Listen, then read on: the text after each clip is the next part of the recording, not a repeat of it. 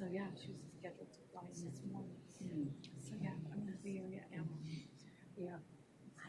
So, Well, a lot of our Santa Cruz, we had to cancel some classes because we had a lot of students in the Santa Cruz area. And I think, you know what you could do power is because of professors. oh yeah, Or it hits us pretty hard. it's such a crazy time. You could identify a shadow.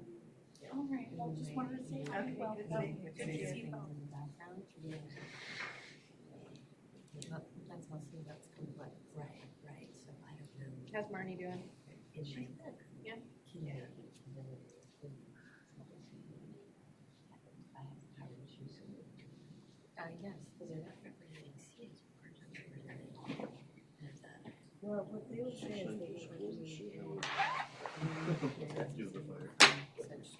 yeah. So we can do a call as well. We can do a call. Yeah, but nothing. Well, we had to cancel. If you designated someone, we could have it done by the next week. And so they might be able to telephone. Okay. But, yeah, I'm not sure. So, But a lot of our let's students talk still about like that, because it could happen. just the same. After we noticed that, we felt like we couldn't really decide at the last minute. The first If time someone you showed up shot saying up that. before I made it, here's what should be needed, and I was like, here's what should be needed. Oh, yeah, no. It's your lane. I'll go over there. Oh, okay. I'll find it. How was your flight home? But It was fun. I was on my flight with Vanessa. We had a bonding day. Oh, good. She gave me drink tickets. Oh my gosh, did you guys come in together as well? No, she And can't. Oh, okay. Yeah, it's gonna happen. I think it's That's really good good. that we were all there. Very Because at first I was like, why are we all going? I This is know. overkill. But it shows that they were really taking it seriously. So maybe they'll make them for like two characters. I know, I hope so. And I also find that Melvin, there is no need for Alice to be so fun. Great, and he's like our sort of hook. Yeah, and that's why I also give him updates just so you know, like, you are not a model. Like his application was like before and after your time. I didn't find his he's so interested in sitting that way. I think it's just so yeah, I get it. So He's in a position where he's to be really concerned about that kind of optic stuff. But anyways, yeah. Okay. it was fine. We didn't have our hearing. Oh, I don't know if I kind of told you. Oh yeah, but our ADJOURN got kicked for 2 months for the SARCR thing because the judge wants him to file a motion for an order to proceed anonymously. Marty Pritikin has joined the conference. And if I should, I'm gonna get oh, Okay. which is always a question for us, when do we see that, like? Right here. Just this. Yeah. It's actually. No, not yet, we have about 5 minutes. Good morning, Dean Pritikin. Morning, how are you doing? Very well, we are less than 5 minutes away from going live. Thank you for joining us. We're very glad to have you here today.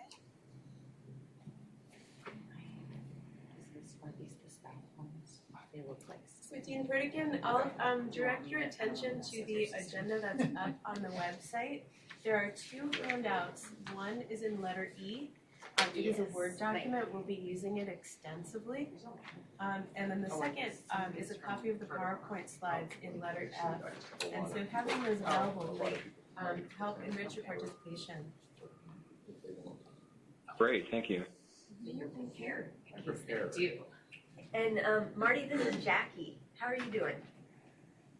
Hey Jackie, how are you? I'm doing well. We're going to. We've got Brian and Jay here as well. Jay is joining the committee with Dean's departure, and both of them have taken a look at the item that's attached to agenda item E, the document. And Jay, you've chosen to kind of look at which ones? WASC and DIAC. So Jay's taken a look at WASC and DIAC, and Jay, you've taken a look at. I mean Brian. On ABA and the LCM. The ABA and the LCM.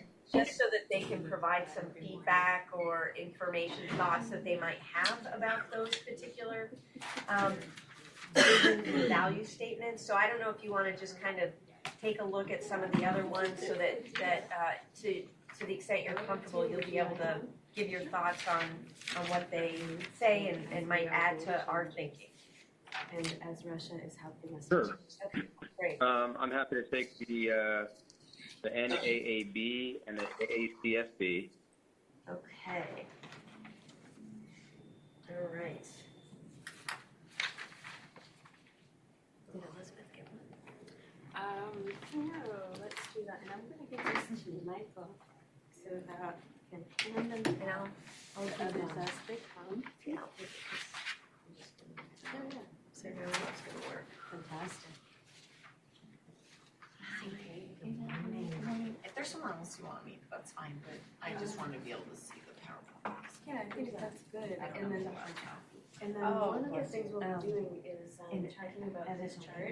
And we'll be blowing up different squares at different times, but it'll be very helpful to have that document so you can see the layout.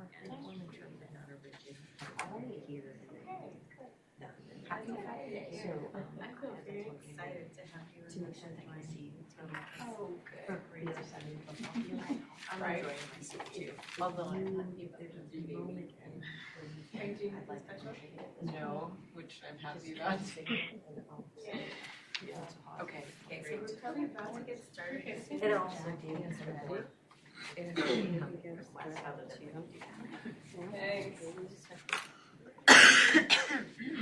Hi, I'm Jackie. Caroline. Hi, Good to see you again. Oh, did Yeah. we meet already? We I did, but I'm apologize. pretty new. Last meeting was my first. Oh, right. Yeah, so Yeah, I'm with council. OGC. Yes, Exactly. yes, yes, yes, I have remember big now. shoes to fill, so I'm filling in for Dusty. Okay. She retired. Oh, I didn't know she retired.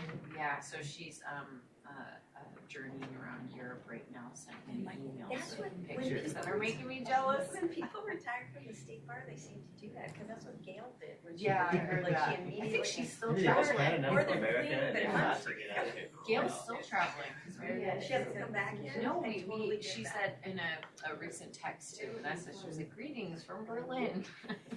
So I think she's still, yeah.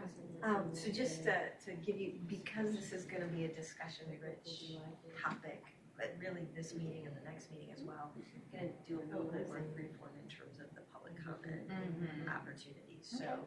But if I start to run afoul of Bagley Keene, which I know only by name and not by substance. No, I mean, the only thing for public comment, I mean, we're allowed to limit the time if we want to, but if you don't want to, Okay. then that's okay. All right. It's just we try to make sure that it's equitable, you know, Yeah. if you're gonna give somebody 10 minutes, then.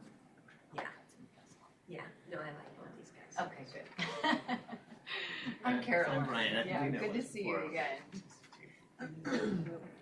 I'm sorry, what was your name? Jake. Hey, Caroline, great to meet you. Okay, so I'm just pulling the agenda up. I found. And then is there anything else you need to before we get started?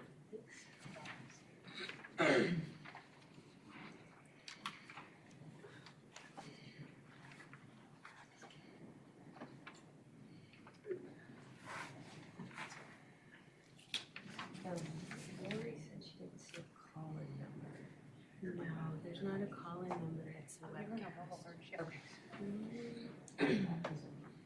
Oh, yeah, she can use the webcast. Yes, she's So- on. Okay.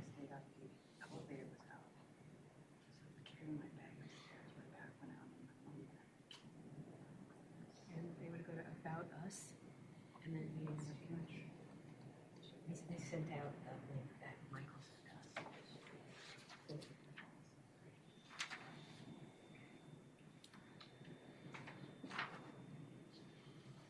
So she's gonna email me now. You. Yeah. Are we ready? Yeah, I'm having trouble getting to the internet, but I don't really need the agenda, I may crib off your stuff.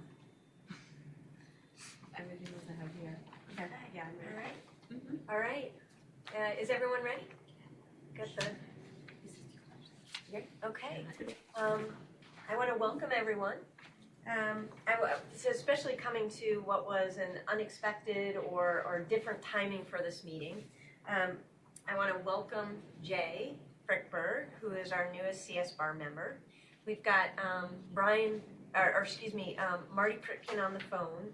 And as far as I know, Greg has not joined us and may or may not come into the meeting at different points. So I wanted to explain the agenda a little bit and give a kind of an overview of today's meeting. As you can tell, the agenda is quite rich, and it's actually going to extend over both today and next Thursday.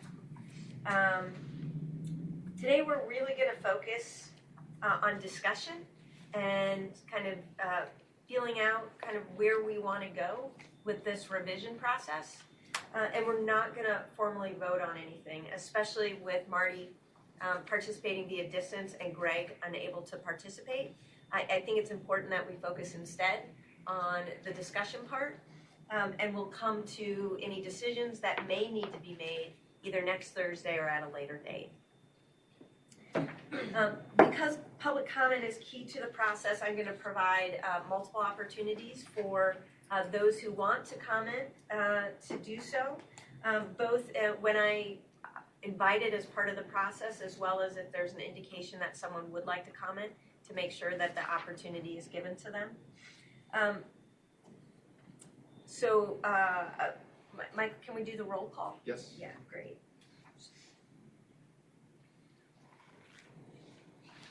Jackie coming? Here. Present. Kareem Gongora. Martin Pritikin. Here. Brian Bergel. Here. And staff members present are Caroline Holmes, Amy Nunez, Russia Chavez, me, and Natalie Leonard. Is there anybody on the phone? Anybody else on the phone who'd like to identify themselves? Thank you, Mike. Next up is the approval of the minutes. The minutes are available as attached on the agenda. Has everyone had the opportunity to review them?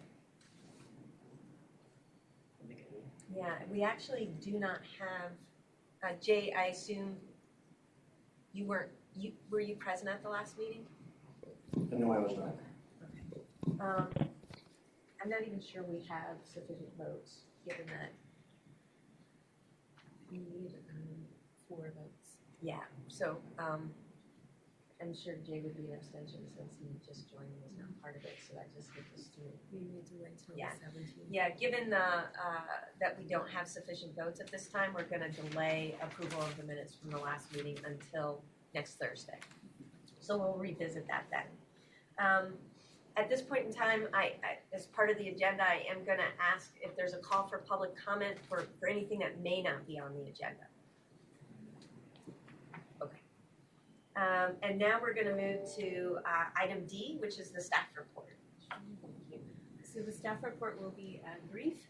Several things. The first is to announce that the annual report forms have been distributed to both Cal schools and registered schools. They have included the 6061.7 disclosure form, and we received several questions about that. Last year, the 6061 form was not distributed at the same time, but this year we returned to that practice. The 6061 posting deadline on your website has not changed. So, sorry. Here we go. Let's try that again. So in September, the annual report forms and the 6061 disclosure forms were distributed to schools. The schools are asked to return both of those forms by the November 15 deadline. The posting deadline for the 6061 legislative disclosure remains the beginning of January, but there is no problem in posting it earlier. And in fact, you are encouraged to post it earlier if your school is able to do so, because it will provide more current information to students and to the public. And so that is my comment regarding number 1. Are there any questions about the annual report or the 6061 disclosure? Okay, seeing none, I will also just reinforce that the State Bar is now issuing an e-newsletter to law school deans in California shortly after the release of results for each of the main 4 exams administered by the Office of Admissions. So the e-newsletter was distributed shortly after the bar exam results in May, again after the first year results in August, and soon after the July bar exam results in November. If you have a suggestion for a topic for the e-newsletter, I would encourage you to let me know, or you can also send it to the general mailbox of admissions at admissions@calbar.ca.gov. And hopefully this has been a helpful publication for the California Law School deans. Do you have any to add a recent development? Yes, I just wanted to give the deans an update on our AIM system. As many of you are aware, our admissions information management system went live at the beginning of March. We are in the process now of finessing that system. Many of you are aware of some of the automation challenges that we've experienced. For example, when we were setting the allocation list, there were moments where the lists were not complete, that they were not comprehensive. And so we determined that some of those challenges came from a combination of data migration issues that we experienced with the new system, as well as some logic issues. So we are in the process of addressing those. And if in the future you receive any of these issues with the upcoming exams in February, for example, our applications have opened for the February bar exam, you should report those to us, but we're in the process of going back to correct our automation on a variety of issues. But for deans, that is the way that it's impacted schools, is these allocation and certification lists have been incorrect for some schools, so we're on board to correct that. But any other ongoing issues that perhaps your students are experiencing, you should report those to us, because we are trying to correct those as much as possible and include those in our scope of work for the next work that we're going to be doing with that system. So just a quick update on the AIM system. Thank you. So now we're going to move on to the rest of the agenda, which I want to provide a context for really E through I, just to provide kind of a broad overview of the direction in which we're going to be going. And then we're going to settle in on really E and F. We have a lot of time today, and we can use as much as we want and need in order to really talk about E and I together, E and F together, and then we can move on to other things as we find time or as appropriate.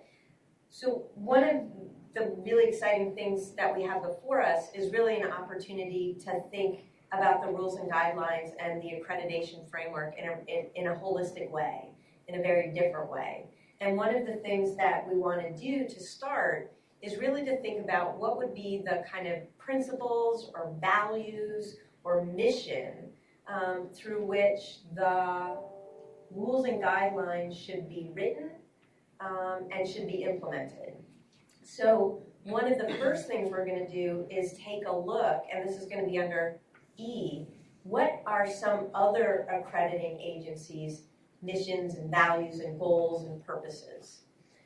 Next is really to think about what would be an appropriate set of guiding principles for the rules and guidelines as it relates to our schools, and to how the State Bar should approach accreditation and regulation of legal education here in California.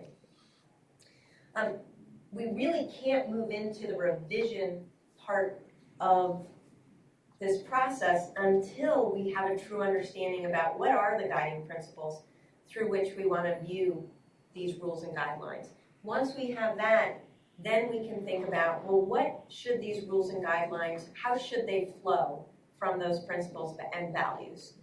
And so this is an opportunity to first identify that guiding star and then to create the rules and guidelines through that framework or through that lens.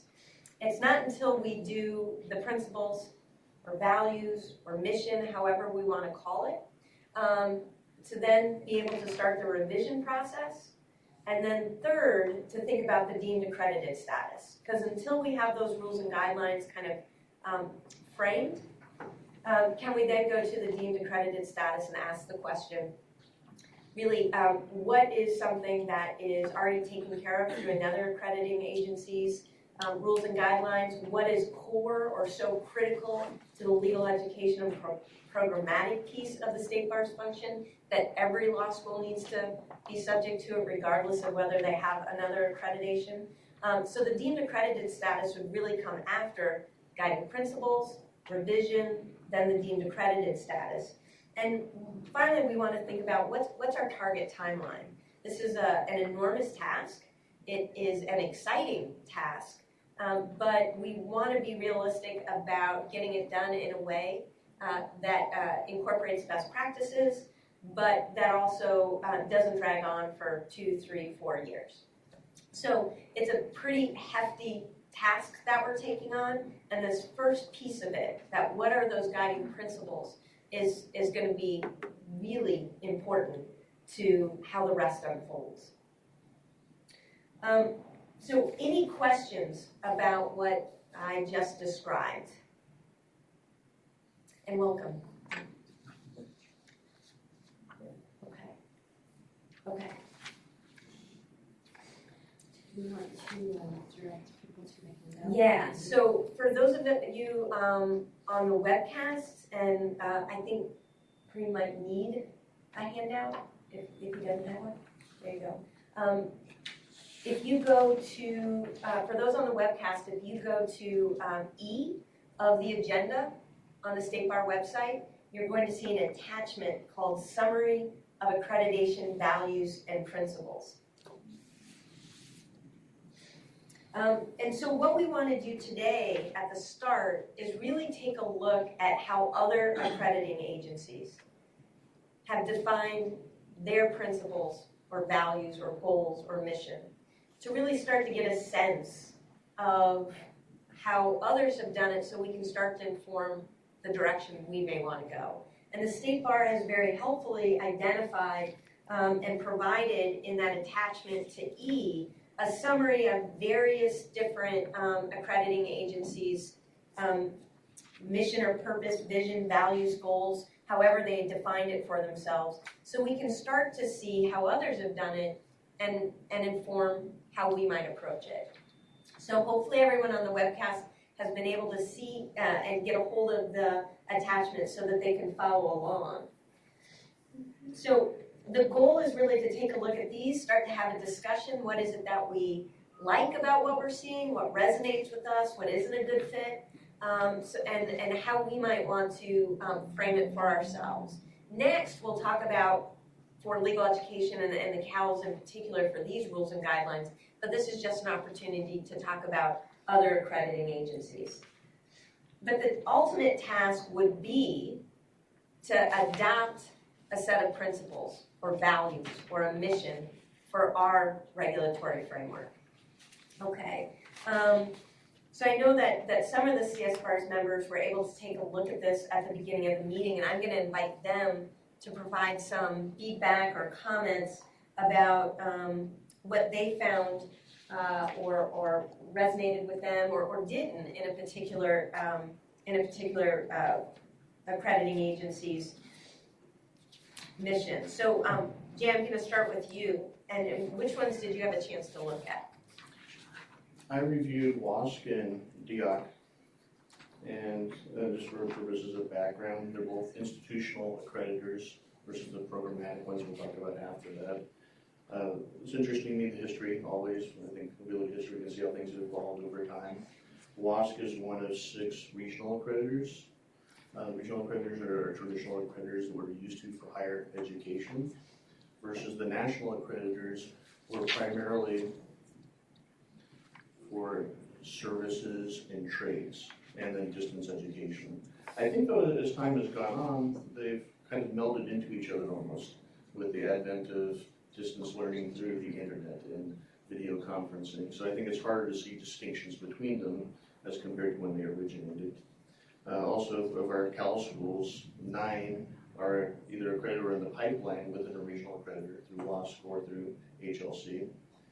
Looking at their missions, WASC, I think, has a very strong peer function with the constant evolution, evidence-based review. That's what I see from their mission statement and their goals. And again, they're phrasing the quote-unquote culture of evidence. I think that permeates everything within their 4 standards and 39 CFRs, their criteria for review, similar to our guidelines. As compared to DIAC, I don't know if they're going to that same depth yet. I'm not familiar with them. But I believe that they have been making great strides, as I can see from, again, their vision that sets high standards for academic quality, inspiring excellence. And they also fixate also on that peer review. And I think the peer review is the strongest component of it. Thank you, Jay. And before I move to Brian and Marty's comments, I jumped ahead a little bit, so I want to hit pause on that discussion and go back and provide a larger framework again. And I'm actually gonna ask you to help me a little bit. So to make sure that I'm framing it well and that we're getting off on the right track. Okay, let me just grab that.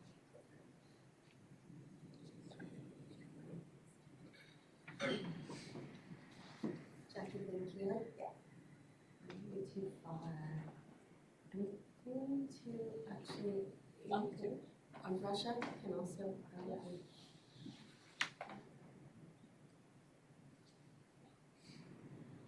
Okay, great. So just to recap, you've got the agenda here that Jackie described to us, talking about the various goals.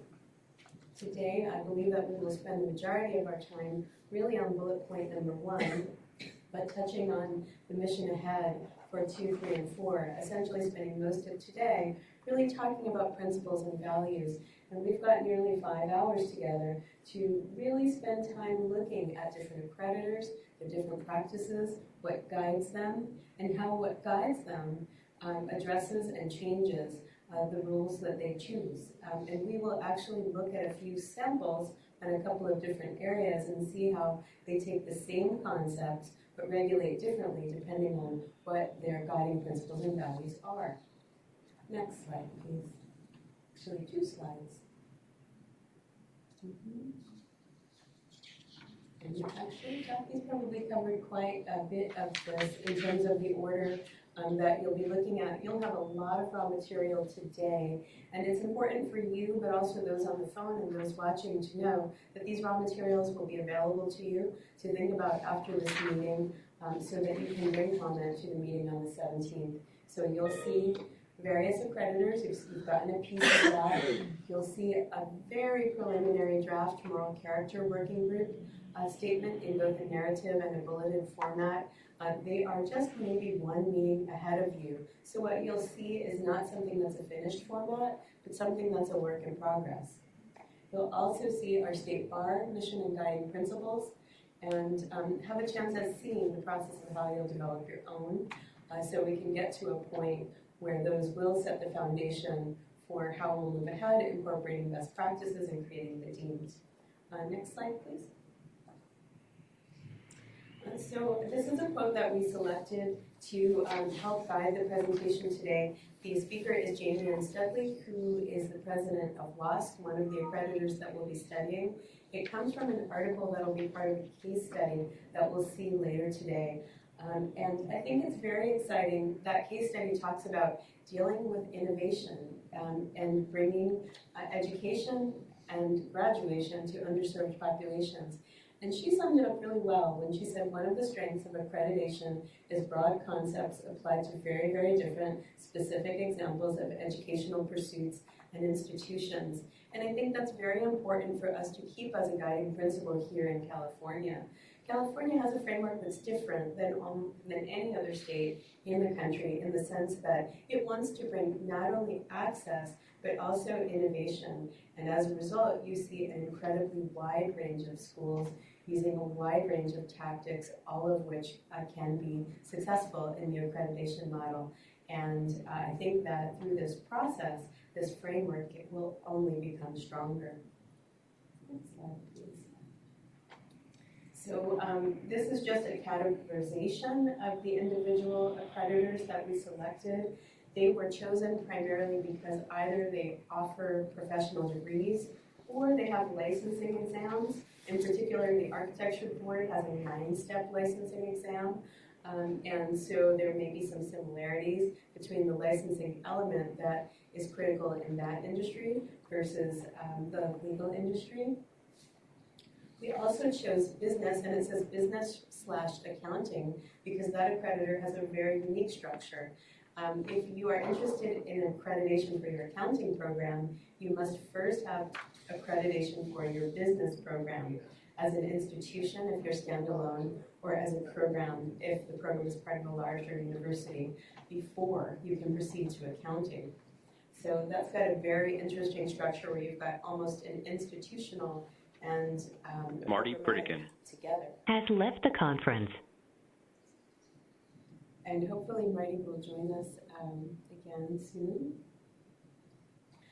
We've also included 2 different types of medical accreditors, those that will accredit the MD type of school, as well as those who accredit the DO type of school, and this is Doctor of Osteopathy. A Doctor of Osteopathy has similar clinical privileges, but also involves additional things such as spinal manipulation and other therapies in the DO context. So that'll be our reference. One commonality that we saw between them is that regardless of their principles, they were generally using the same sort of method to actually effectuate their principles. We saw that they were asking schools to clearly state a mission, to define the materials and methods that are needed to carry out that mission in a sustainable and effective way. The schools were asked to find an evidence-based way to measure their results, and then to move forward and say, what have we done so far, and how can we improve in the future? So that's a commonality, but against different bases of values and principles. Next slide, please. So we are very quickly going to move to the Word document, but before we do, I wanted to just give you a sense of what we're sharing. When we're talking about our principles and values, different groups use different names, and they may have slightly different meanings from group to group. So we saw purposes, values, goals, missions, visions, etc., and some groups have more than one. You'll see an example from the State Bar in which you have a mission and also you have a values and principles bulleted statement. So here it's just a summary, and that's why the matrix that you have on your Word handout. Marty Pritikin Has joined the conference. Welcome back, Dean Pritikin. This will guide. Sorry about that. This is the reason you have a matrix rather than a list on your Word document.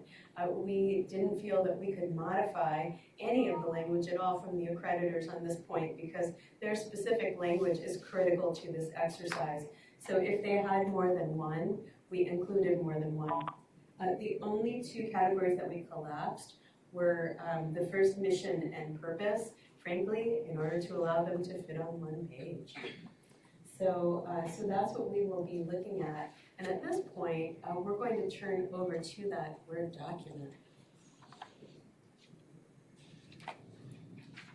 Thank you. I had skipped over all of that and jumped right to the Word document, so I appreciate you slowing me down and making sure that we provided a strong context and background for what we were doing. I appreciate your enthusiasm.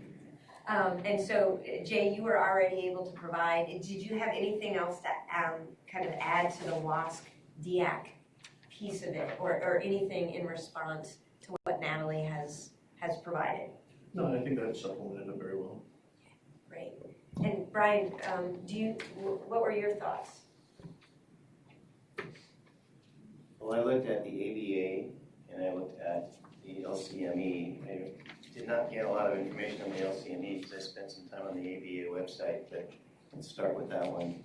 The American Bar Association, of course, is there to promote the best quality legal education we can. According to our handout there, they want to promote consistency, fairness, and transparency.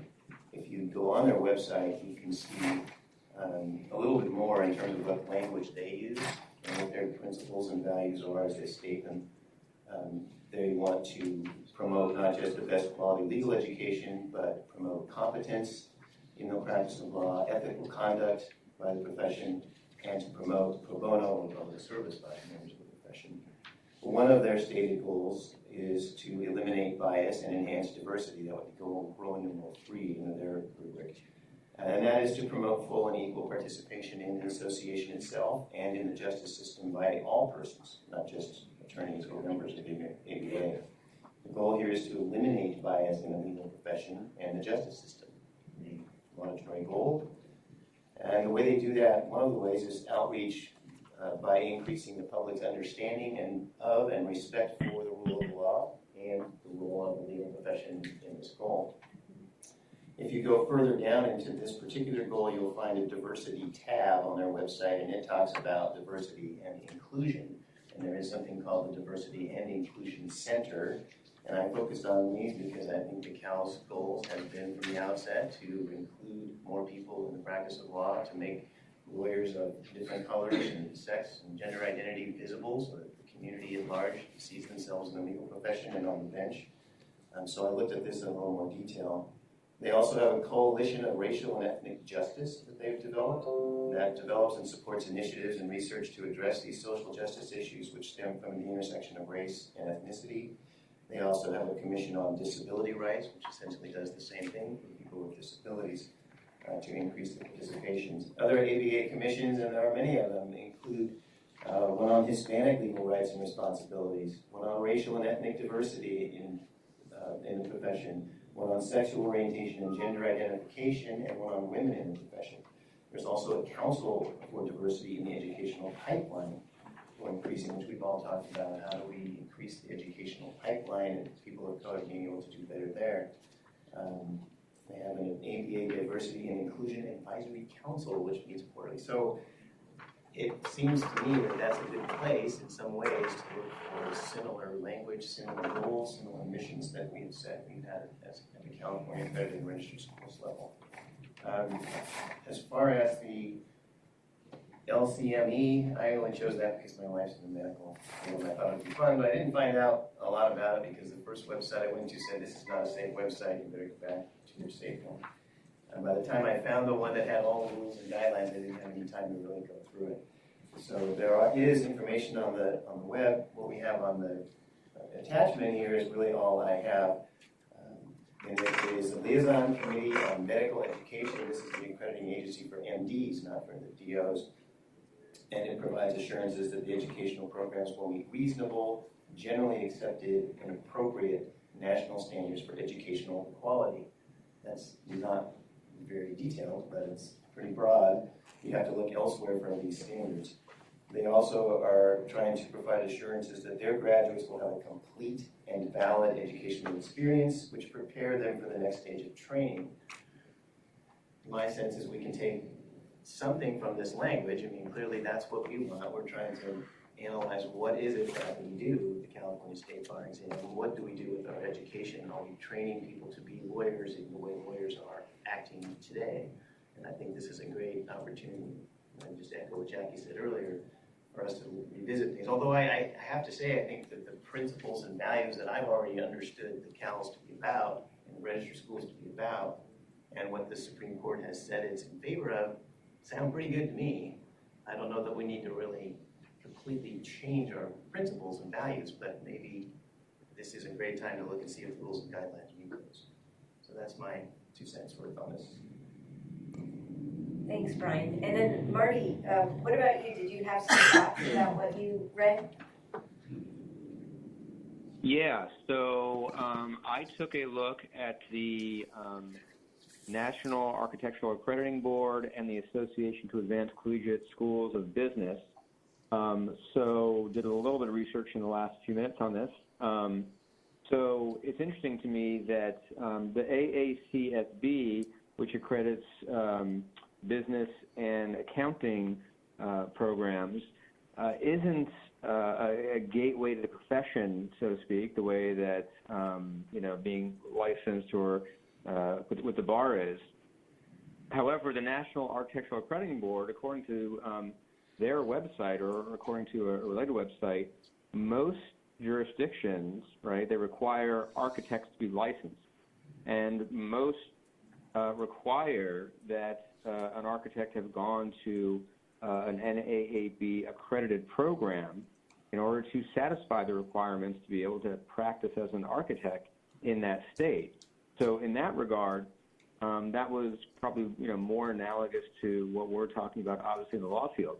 What was interesting to me is that as between the two, even though AACSB's mission statement or purpose talks about accelerating innovation, it was the NAAB that was actually more detailed, and one of their clauses they talk about is, on the one hand, they want to develop and maintain a system of accreditation in professional architectural education that is responsive to the needs of society, right? And I think that's obviously important in any professional school accreditation because, we are, accrediting schools in part to ensure the quality of the education that their graduates are receiving, but ultimately the purpose of making sure that those graduates have obtained the satisfactory education is for the protection and benefit of those clients they would come to serve. And so similarly, the NAAB mission seems to recognize that. So what's interesting to me is the second clause says, and allows institutions with varying resources and circumstances to evolve according to their individual needs. And so it was interesting to me to see an accrediting body that is focused on a licensure-based or certificate-based profession to so expressly and heavily emphasize this desire to allow for flexibility and innovation amongst institutions at the same time as it's balancing against that need to ensure minimum standards of competence and rigor for all subject educational programs. So I thought that was an interesting balance there. Thanks, Marty. And Kareem, I know that you came in a little bit late, but did you have an opportunity to look at the document? Do you have some thoughts? Yeah. One thing I saw was just a difference in implementation. So ABA, as you can see, is a little more values-driven. I looked at DAC, and I really liked how they kind of mirrored some of our existing standards. So they do have a graduation rate requirements, and they do provide their handbook on their website. That's kind of provides a little more clarity as a process. So those two, I think, are the ones that stuck out the most for me in seeing what kind of blend can be created. Okay. Thank you, Kareem. And before we move to public comment, I wanted to get a sense, people have identified parts of various missions or goals that jumped out at them. I'm wondering if you could identify words or concepts that you liked in some of these. And I can certainly start because when I was reading AACSB's, especially their values, quality, diversity, inclusion, ethics, social responsibility. I thought those were just a really strong statement of values and seemed to be consistent with what I hope the CALs think about and strive for as well. Like Marty, I really liked how the NAAB talked about the ability to evolve according to the individual needs and resources of a particular school. So allowing for flexibility. And I did like COCA's COCA, the very end, last one, where in the middle of its goals it says to foster continuous quality improvement of education by encouraging innovation and creativity. So seeing how or connecting the improvement of an educational experience with innovation and creativity rather than perhaps dividing them and seeing them as different or disconnected. So those are some of the things that jumped out at me that I liked in some of the statements. And anyone before I move to public comment, any One on CS bars, things that kind of resonated or jumped out?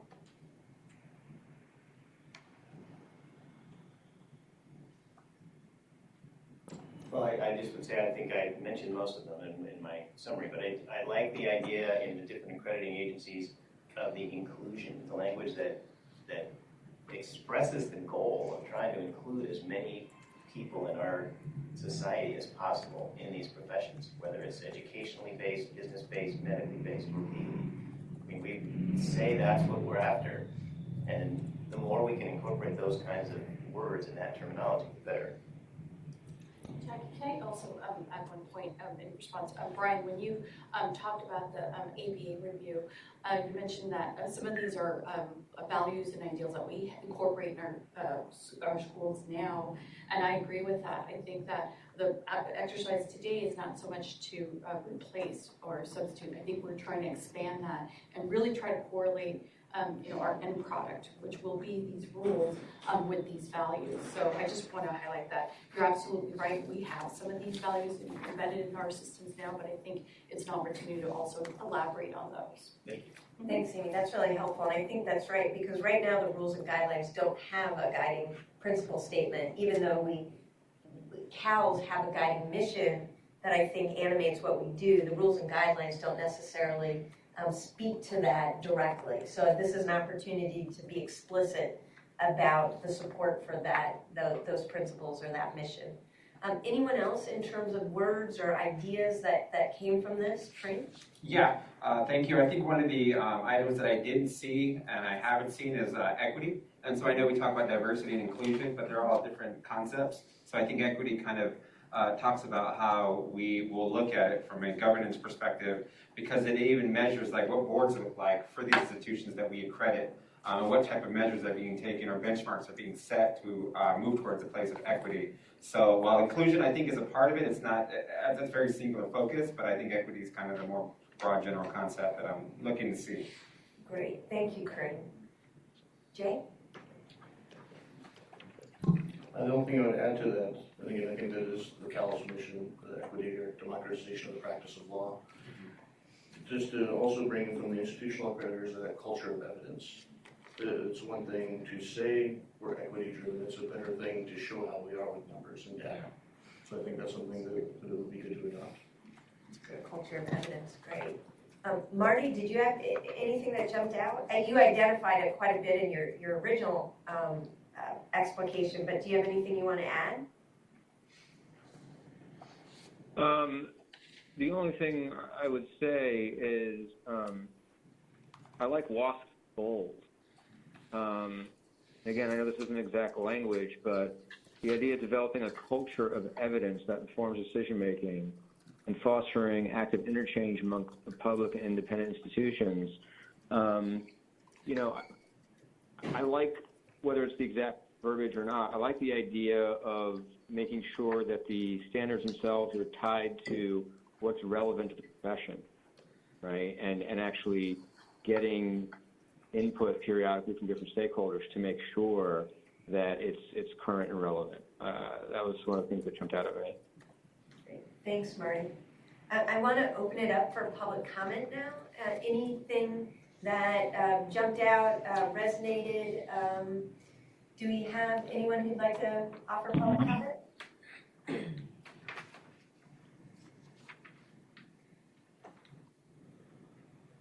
Would you come up and turn on the mic?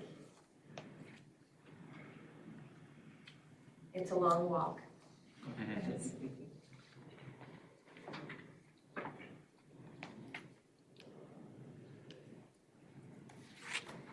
Did I do that right? There we go. My name is Elizabeth Zirum from Monterey College of Law. I think some of my comment is reflected in the language from some of the other institutes, but it's mainly based on conversations we've had in the past. We represent opportunity schools, schools that provide not only access to justice and access to legal education, but we do so in a manner that's at a lower cost, and it's addressing the student loan issues that we have going on not only in the state, the nation, the world. So I think that some of the language kind of sort of dances around it. But I think that that's something for us to keep in mind moving forward. So, and Elizabeth, just made that affordability piece that we have core to our mission, and really is linked so closely with that idea of accessibility. Okay, thank you. Any other public comment?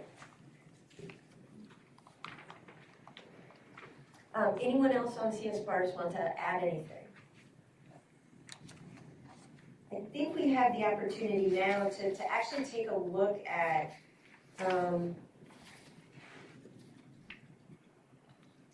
let me see if I can get to it here. The moral character working group is actually developing a mission statement for the moral character determination part of the State Bar's work. This is, as I understand it, a work in progress, so it could look very different once they've completed it. But it does give us an opportunity to see what another State Bar working group is developing and as a guiding principle. And then I believe we also have the opportunity to look at the access as inclusion mission statement as well. But I think the slideshow actually had the draft sample moral character determination. Yes, and that would be slide 9.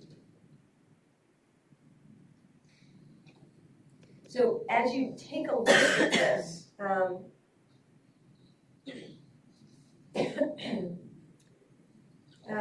the values and principles guiding it, and well, this is a State Bar process, the values and principles guiding it will not necessarily resemble those guiding accreditation, so the group shouldn't consider this as a template as to what we might ultimately recommend for accreditation, but it's an idea about how another working group or another committee is considering this.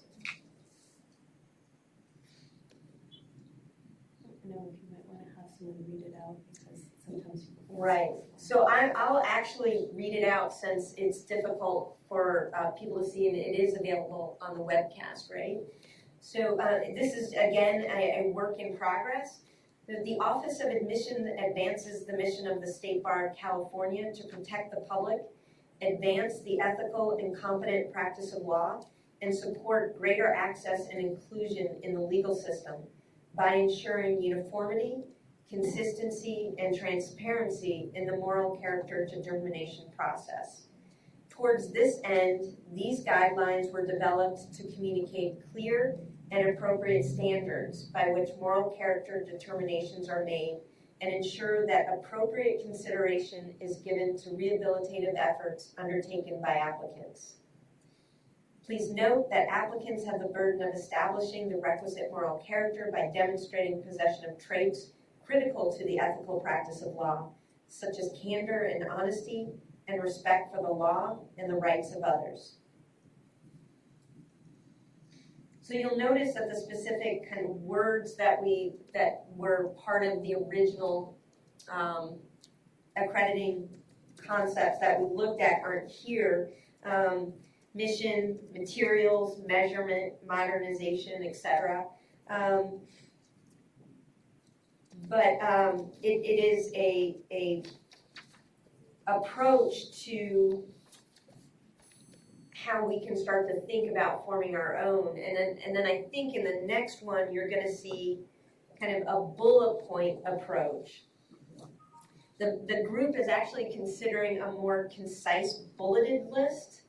And so I would be interested to hear between the two kind of a more statement versus a list of values or principles. And if you, for those of you who perhaps can't see, we've got public protection, uniformity, consistency, transparency, diversity, clear and appropriate standards, guidelines which are easy to understand is the moral character working groups kind of switch from a statement to a bulleted approach. So one question that we have is what kind of format do we want to use? What do you think would be the best approach in thinking about how to articulate the guiding principles, values, or our mission when we're thinking about the accredited law school rules and guidelines.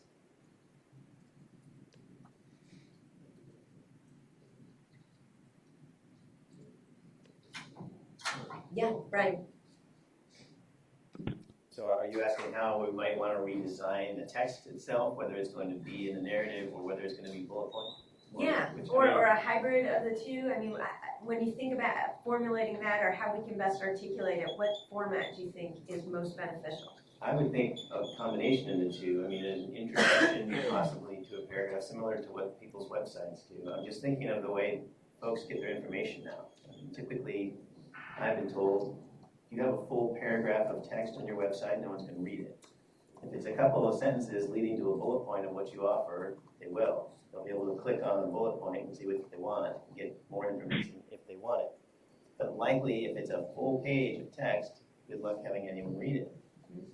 And frankly, I've been reading these guidelines now for a year, and I think I know what they say, but I think a combination of these two things would be really helpful.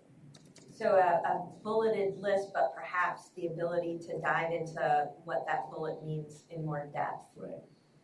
Okay, so when we say diversity, equity, and inclusion, to actually have a statement about what that means. I would think that would be helpful. Yeah. Other thoughts? Yeah, Jay. Well, I think. Oh, Marty. Sorry. Yeah, go ahead. You know, I think that there should be a narrative mission statement that doesn't need to be and shouldn't be more than a sentence or two, but I think it could be supported by a bullet list. And the reason I say that is, you know, you look at the two slides, right? There's the actual mission statement, and then there's sort of the bullet point summary. And you realize that while the bullet point summary is obviously more efficient and easier to read, it does miss some nuances, right? Because, you know, you look at the phrase in the mission statement, support greater access and inclusion in the legal system, right? Well, that gets summarized as diversity. And then, of course, that raises questions. Diversity as to who? Diversity in, you know, in what context? And so maybe, you know, Brian's point is a good one about maybe you should telescope out in the other direction, start with bullets, and then have it fleshed out. But clearly it shouldn't be just bullets, because a lot of times the verbiage in a sentence matters, right? Like when we say support greater access and inclusion, well, if it wasn't support, if it was mandate, that obviously has a very different meaning. Or if it has promote but not support, that arguably has maybe a lesser meaning, right? And so, you know, this mission statement, when it says we support greater access and inclusion by ensuring, and then the rest of these things, uniformity, consistency, transparency, those are valued, right? And so those really could be sort of pulled out, and the mission statement itself could be made more succinct. So I think it's helpful if we think on a very broad level, kind of like a thesis statement. If I had to summarize in one, maybe two sentences, what do we do, right? Why do we exist? That's different than the list of core values that inform how or why we do what we do. Thanks, Marty. Jay? I would also agree that I think brevity is most important, otherwise nobody reads it. And these should be things that are important, that go to the core of what we are, as a state, as the bar, as a school. I've always known a vision statement to be more of what do we want to be, almost aspirational. While a mission statement, again, is more something of our declaration of why we're here, our reason for being. Mm-hmm. So I would think that I'd agree that we should first start off with what are our values. Mm-hmm. I think if we have a discussion of what our values are, again, just bullet points, that could then lead us to understand better what really is our mission and what is our vision. Mm-hmm. No, they said it very well. Okay, great. And however we choose to, I think, present what we ultimately kind of coalesce around, I think it's important that even if we chose brevity, that underneath that brevity there is a common understanding, because we can say the word inclusion, but not all agree about what that means. We could say the word diversity and not all agree about what that means. We could say the word affordability, but not have a sense of what that means. So I think it is important, however we decide to present, that we do have the discussion and perhaps articulate in writing what we mean when we use particular phrases or words. And just, it's hard not to talk about this through the lens of our schools, but we have to remember that what we're doing is guiding principles for an accrediting agency. And so it's what the accreditors' values, principles, goals are as it relates to accrediting our schools. We certainly get to put our imprint on it in terms of wanting it to reflect what we all know to be a very strong CALS mission. But ultimately, we have to keep in mind that what we're developing as guiding principles for the regulatory agency. I invite public comment in terms of format or things, approaches we need to take as we start to move forward on this.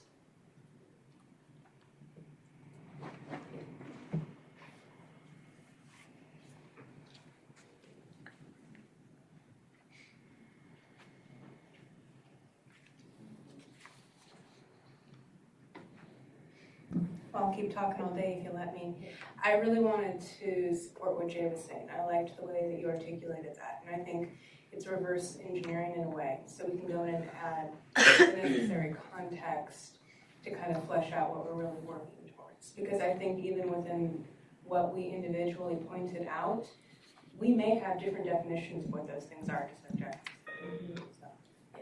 Okay, so you support the idea of, let's start with a list of values, even if that's not the format we choose in terms of a bullet point list. Let's try to coalesce around or articulate what are those values that we think are most significant.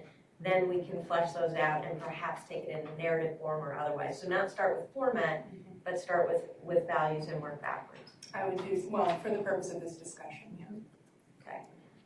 Hey, Jackie, just wanted to add, having participated or currently participating in the moral character working group that's developing these materials, that's exactly the process that we used. It's a combination of what both Jay and Elizabeth have described, and that is creating our ongoing list of values to go back to create this narrative. And I think I also want to highlight what you suggested, and that is that as we're working through some of these concepts and values, that we might have multiple definitions. You know, what public protection looks like from a school, that definition also needs to conform how we see it as administrators as well. So I think keeping an ongoing list and knowing that it's going to be interesting as our discussion on values and development of these rules come together, shaping that mission statement will be probably an end product. Okay, thank you, Amy. That's a helpful insight. Any other comments on how we need to approach this? And it sounds like we're putting format kind of on the back burner. Want to think more about kind of what are our core values, and then we can think about format as a secondary piece.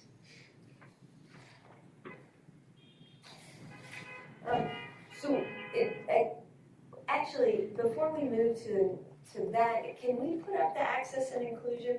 Because I think it's been fairly consistent for all of us to talk about access and inclusion as core to the CALS and something that I think the State Bar would think as something that they wanted to support, both because it's consistent with their mission as well as ours. I thought it would be interesting to see the access and inclusion mission statement as well, so that we could see how they've articulated concepts that we think are so important.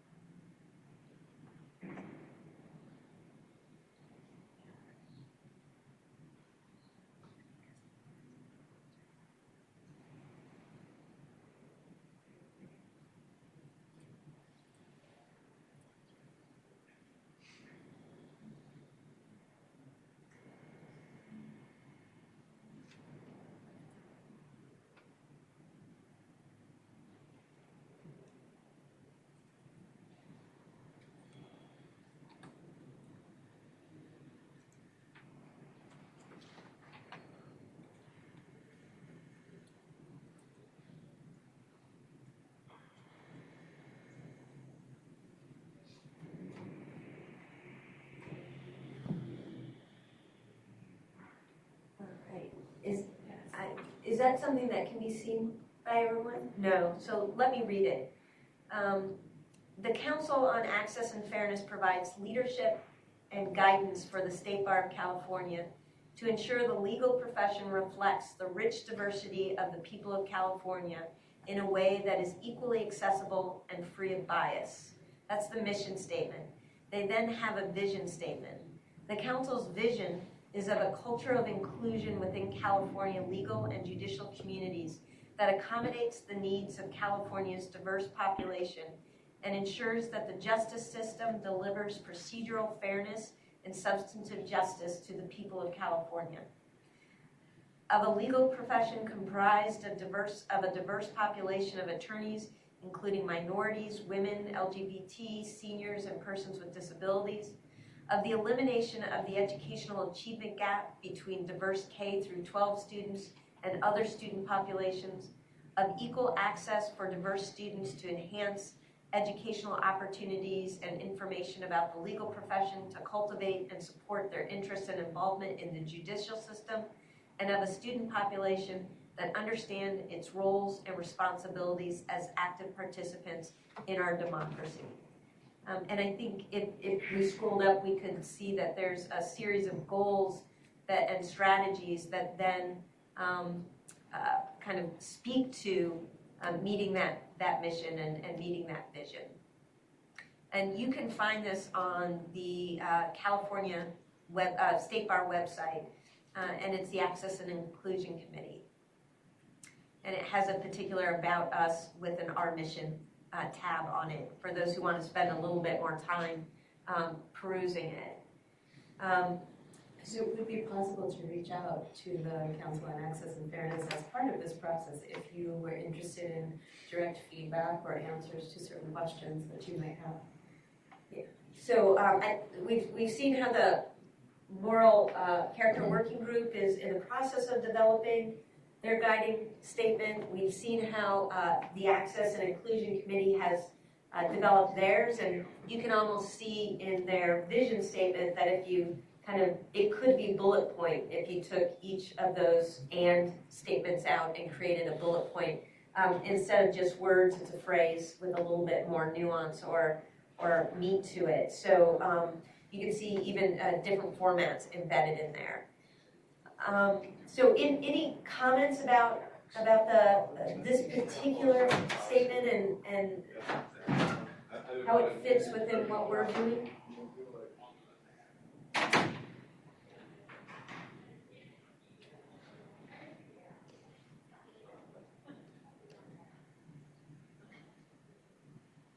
Okay, all right. So before we move into thinking specifically about our particular set of values and really focusing on the accrediting, what the values of accreditation for California accredited law schools should be, I wanted to go back to the grid that we originally looked at just to make sure that we have, before we start kind of getting caught up in our own thinking, to go back to what other accrediting agencies have done and really key in on the words, things that we think we would want to be included. So when we're making that list of values, what are those words that stick out? And I know that we've identified a couple. Kareem, you identified equity as missing in these, but as important to add in ours. And so we saw the word diversity, we saw the word inclusion, certainly important but not enough. So diversity, equity, and inclusion being something that we need to think about as a whole. They represent different aspects conceptually, so I think tying them together to identify certain areas that we could kind of hone in on. I certainly liked the idea of an accrediting agency valuing innovation and creativity. So that was something that jumped out at me. I know that for both Jay and for Marty, they included that culture of evidence as something that they thought was significant and important. I know that Elizabeth pointed out not something explicit in any of these lists, although maybe implicit is that idea of affordability, and making sure that that's something that we're keyed into. Other kind of phrases or words that we like, that we want to make sure that we keep at the forefront of our minds as we think about our own list of values.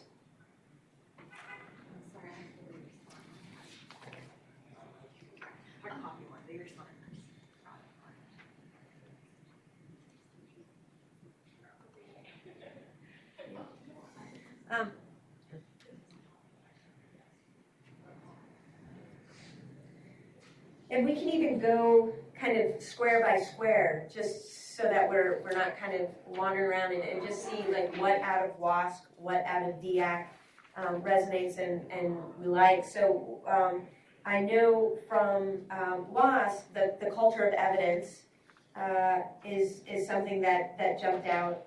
Other things out of WASC that we liked and thought were valuable.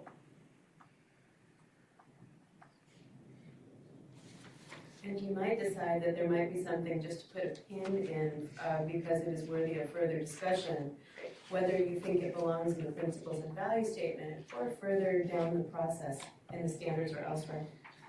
Right, just to put in the parking lot, as people sometimes say. Mm-hmm. And I welcome public comment as well. Yeah, Jay. And although they're not saying it expressly under their goals, I would say it's just peer review. It says foster active interchange among public and independent institutions. I think that's an important guide star of accreditation, that it is peer driven. Great, so peer review being an important concept out of WASC. I always like the idea of continuous improvement.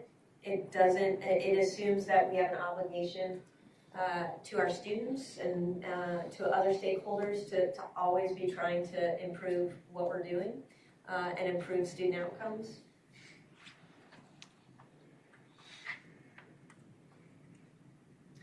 Anything else out of WASC jump out as something to kind of put in the parking lot? I like that WASC stands for We Are Student Centered. And so it kind of talks about the customer's view of the institution and the services that are being received. It's kind of that reverse engineering standpoint where you're looking at that dynamic. Great. Student-centered, I like that. Thanks, Corinne. So when we look at DAC, I know, Jay, that you pointed out that is explicit regarding peer review in the DAC one. Other things out of DAC that we like, that we want to kind of put to the side as something important for us to consider in our own values?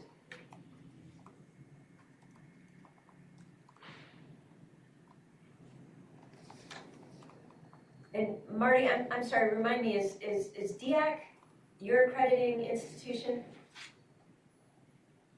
No. No, okay. We are actually part of the HLC. HLC, okay. And I don't know if there's anything out of HLC that you think is valuable and that you would want to put in the, I'm going to get tired of saying this, in the parking lot, on the bike rack. I don't remember the standards offhand, but I'll look them up real fast. I mean, I think it's very similar to WASC. Yeah, okay.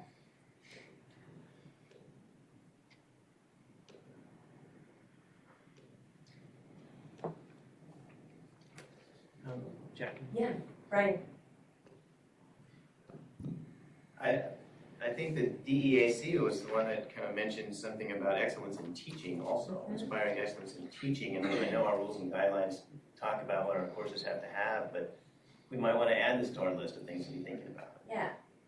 I don't know that they specifically address a lot of those issues right now.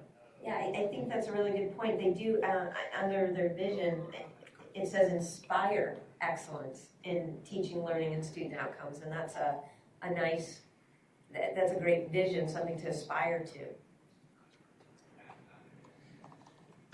Anything else out of DAC? Yeah, Jay?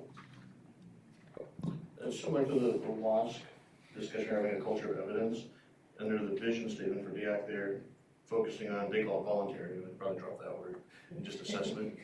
Yeah.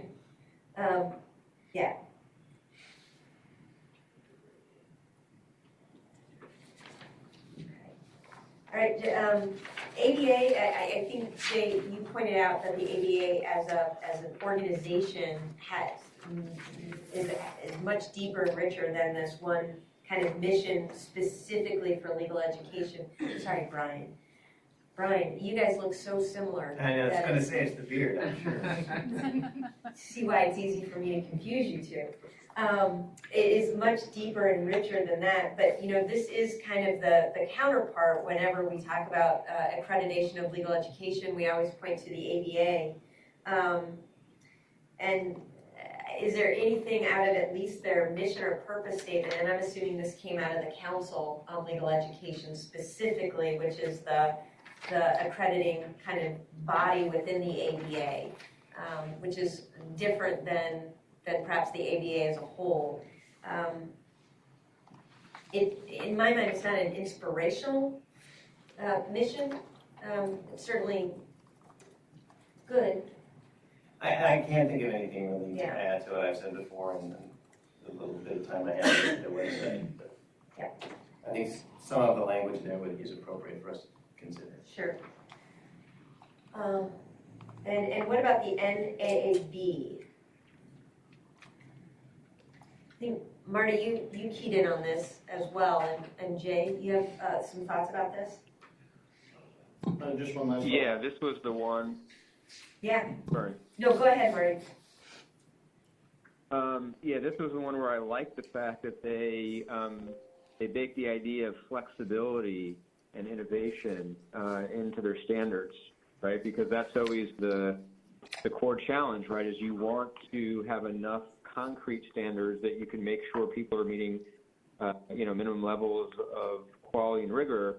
At the same time, if your standards are too strict, you risk atrophying, right? And you risk not giving schools the leeway to experiment in ways that could, find even better or more relevant ways to improve. So that was the thing I liked about it. Yeah, that's great. And Jay? I definitely agree with that. The point I wanted to touch on was the ABA. Oh, sorry. I think the transparency is the key one, especially with what the committee's done so far with 60-61, the minimum pass rate. I think transparency, again, goes back to our equity concepts. I always thought it has to be a fair chance, as it were. Anything out of NAAB that jumps out at you? No, I didn't review that one. Okay. Under their values, and we've thrown this around a little bit, but I don't think we have defined it in a way that we can use, but they do talk about the shared responsibility and best practices, so that idea that schools should be committed to best practices, and that the accrediting agency is committed to best practices. We've thrown that around a little bit here, but certainly something that we should consider whether or not we want it explicit in those guiding principles for the regulatory agency. I also wonder what people think about preparing graduates for practice. Say again. One of the elements is preparing graduates for practice, and I'd be interested to know what people think about that as a possibility, or if there would even be agreement about what that means when we prepare graduates for practice. Yeah, I think that's and I actually, the next phrase was one I had identified. Preparing graduates for practice, constant conditions for diverse contexts. Not sure that makes sense.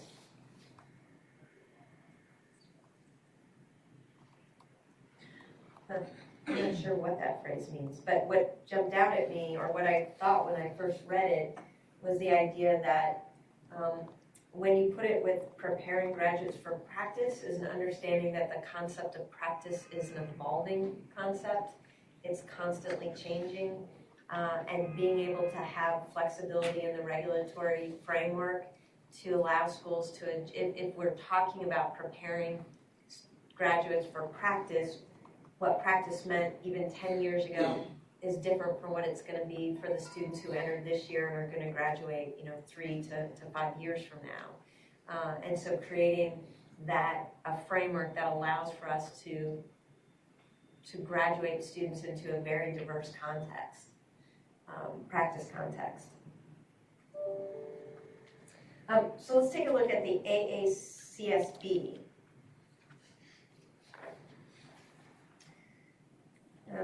I think we've certainly talked about innovation as a word that has jumped out. And I think we identified in the values, or at least I did when I first spoke about that idea of diversity and inclusion. I think, Corinne, you pointed out equity is missing. Ethics, certainly something that I think we feel strongly about. Social responsibility. Anything else? I think I've said all the words, so I'm not sure. Does anyone else have any? Yeah. Really quick. Yeah.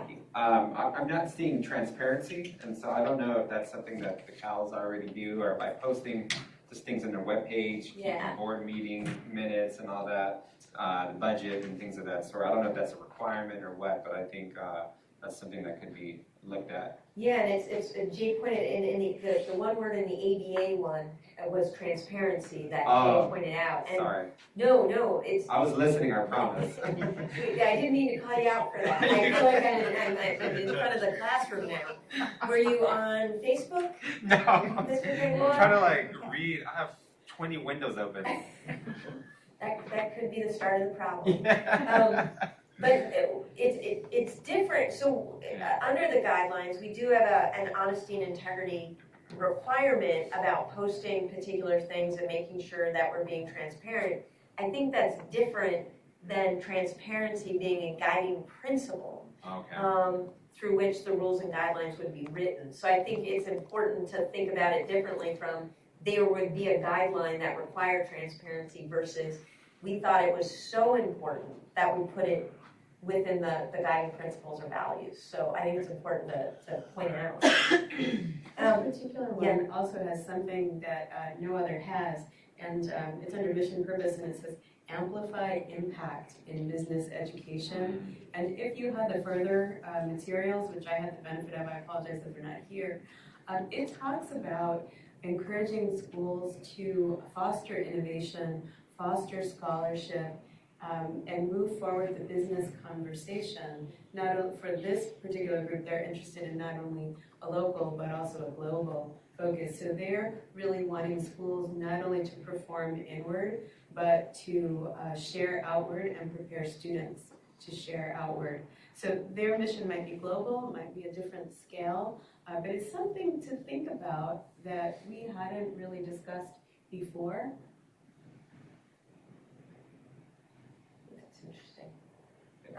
One additional comment, and I hope this wasn't reiterated by Jay. I'll let you know if it was. Please do.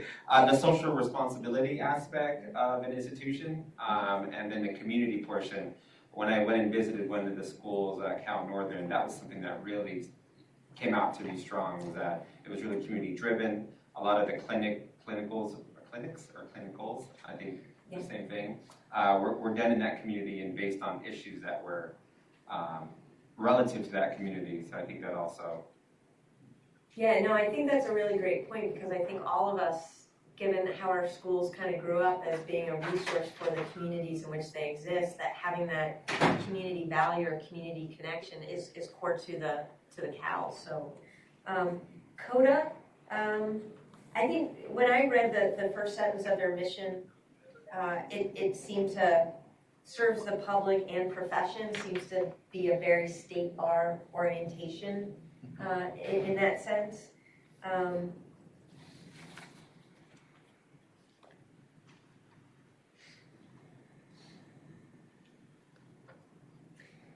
Anything else out of the CODA one that kind of jumps out as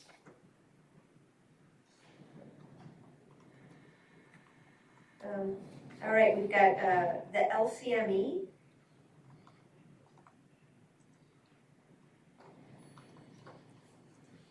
Yeah, right. So that's one of the ones I looked at briefly, but I think I mentioned before, what I liked about it was the idea of the goal to make sure that graduates have a complete experience sufficient to prepare them for the next level. And that's kind of what I think we ought to be taking from them is, what are we training and teaching our students to be ready for, exactly? Yeah. So I don't know how we fit that into principle or value, but Yeah.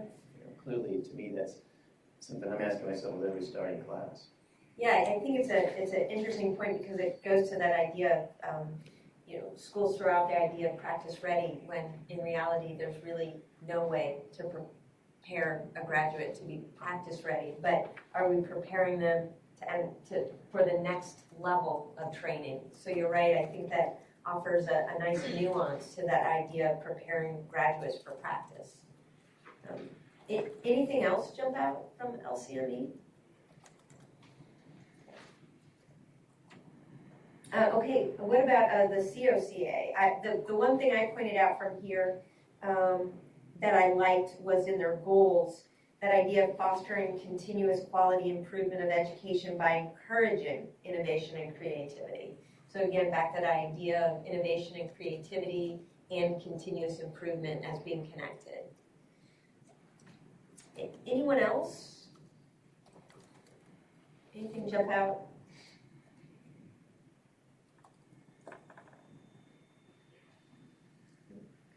I want to invite public comment now. Either anything that we didn't say or that you want to emphasize, something that's missing from here and that you want to make sure that we're thinking about. And I do have one in email so that I can say that while people are thinking. So Laura Palazzoli, who is participating via webcast, but there isn't a call-in for her to participate verbally, has sent me an email.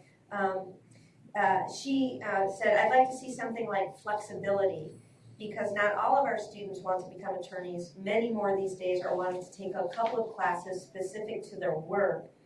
We're really the best resource for anyone who wants to learn the law just to know their rights, etc. One of the things we're most proud of is being different than ABA, and the flexibility to learn the law at one's own pace and in one's own way seems important. Any other public comment? All right. So I think this is a really great start to starting to think about what we value. And I think what we can do is break for lunch. No, it's. No. Oh, we can. Oh. Yeah, and Right. the other thing we can do if we want is to ask if there are other accreditors that people would like us to include for the 17th. Right. And I did bring some verbiage for engineering and nursing if you wanted to show it. Okay. Sure. So just before we break for lunch, two things. Now that we have quorum, we can return back to the minutes. But even before we do that, are there any particular other? So Marty, you mentioned that you're under HLC, so we could certainly take a look at HLC. Are there other accreditors that we know of or that we want to take a look at, or even professions that we think are closely aligned and we want to see whether or not they're consistent or have helpful pieces in there that the State Bar can help us research before the 17th?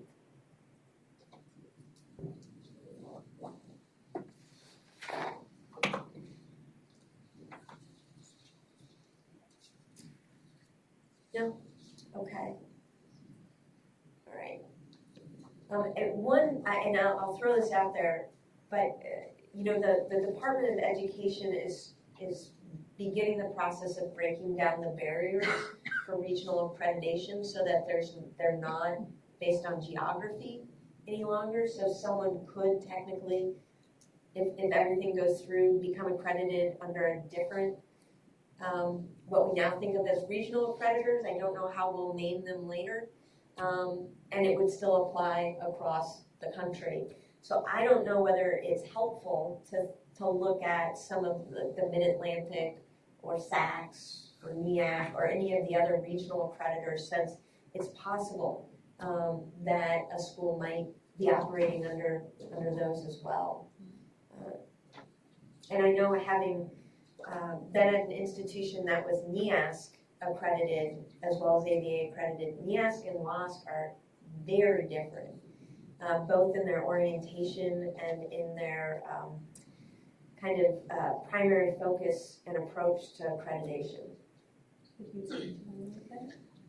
Yeah, so I find WASC to be much more invested in continuous improvement and really requiring schools to have an evidence-based approach to what they're doing. And I didn't find NEASCs at the time that I was working under an institution accredited by them to have that same kind of focus.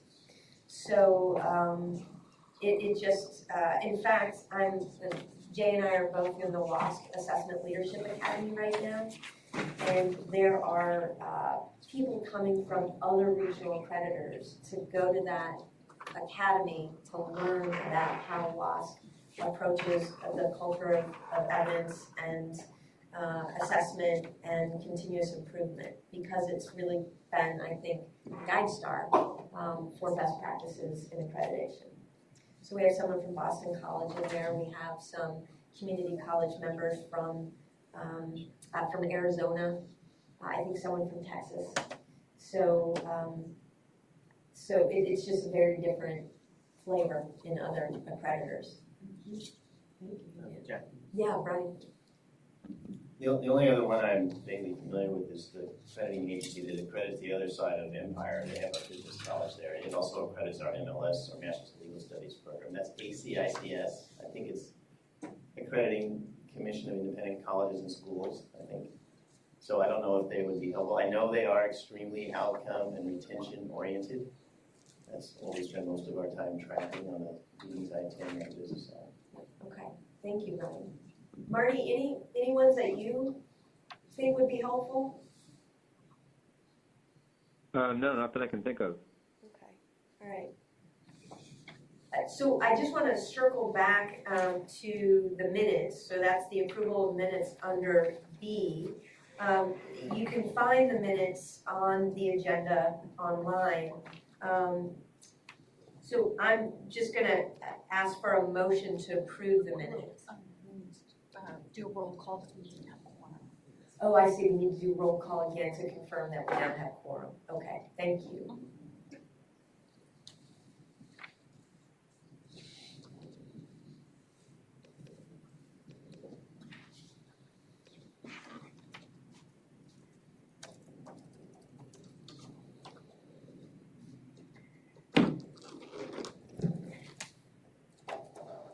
So, Jackie Gardina, Here.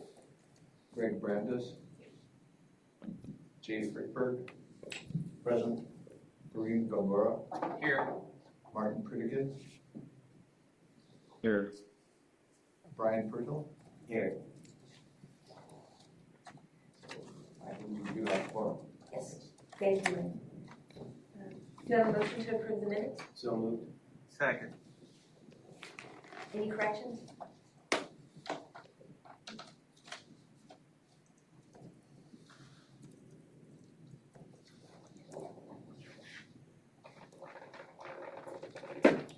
So, all in favor of approving the minutes? Aye. Aye. Aye. And any No abstain. abstentions? One abstention? Thank you. So the minutes are approved as distributed. So it is going to be just a short break for lunch, about 15 minutes, and then we'll reconvene, and it will be a working lunch. Okay. So how does that work with the webcast? So right now it's about noon. We'll plan to return to the webcast approximately 12:20 to resume the agenda at the point where we leave off. Okay, thank you. And when you're ready, you can tell the cameraman to pause the tape. Okay. So we are ready to pause the tape.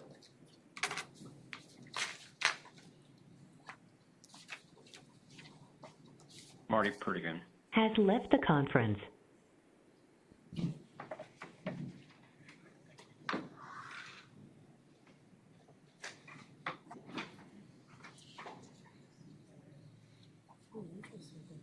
Okay, so we're going to reconvene the meeting right now. The webcast is back on, and we're going to move to the next phase. We spent some time looking at other accrediting agencies, guiding principles, values, missions, vision, and now we're really kind of going to start to think about our own, at least kind of brainstorming about both how to create one as well as what are some of those guiding principles that we want to include.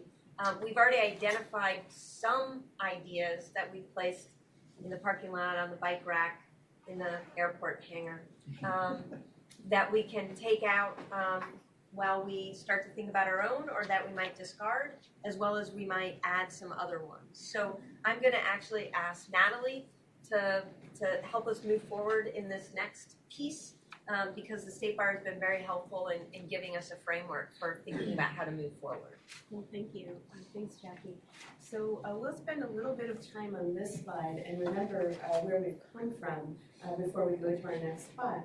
So when CS Bars met back in June, we started at a very high level relative to the State Bar. We talked about the State Bar's history with accreditation, first with the accredited schools and then the addition of the registered unaccredited schools. We talked about the State Bar's mission and why the accreditation function aligns with that mission. And we got ready to begin this discussion here. All of those slides are available for those who want to refresh themselves on the State Bar website, on the June agenda for CS Bars, and you're welcome to access those if you'd like to. So now we're taking that history and background and bringing it here to our mission to develop values and principles that will guide accreditation in the future. You know where you've been, and you'll create where you're going. Okay, so looking at this slide, we'll just remind ourselves of the State Bar mission, which is to protect the public, and it includes the primary functions of licensing, regulation and discipline of attorneys, the advancement of ethical and competent practice of law, and support of efforts for greater access to and inclusion in the legal system. So the State Bar's mission is one element that will help. In addition, the current regulations and practice that govern accreditation today, the State Bar is not bound by those going forward, but you do have your history, and it's managed to produce this accreditation since 1927 without the values and principles we'll be creating today, so we think it will only become stronger. We'll have the benefit of other accreditors, some that were discussed today and others that will be further discussed at the October 17 meeting based on what you identified. And hopefully this will help us to take suggestions that will clarify the new vision for the purposes of California accreditation going forward. Okay, so next slide.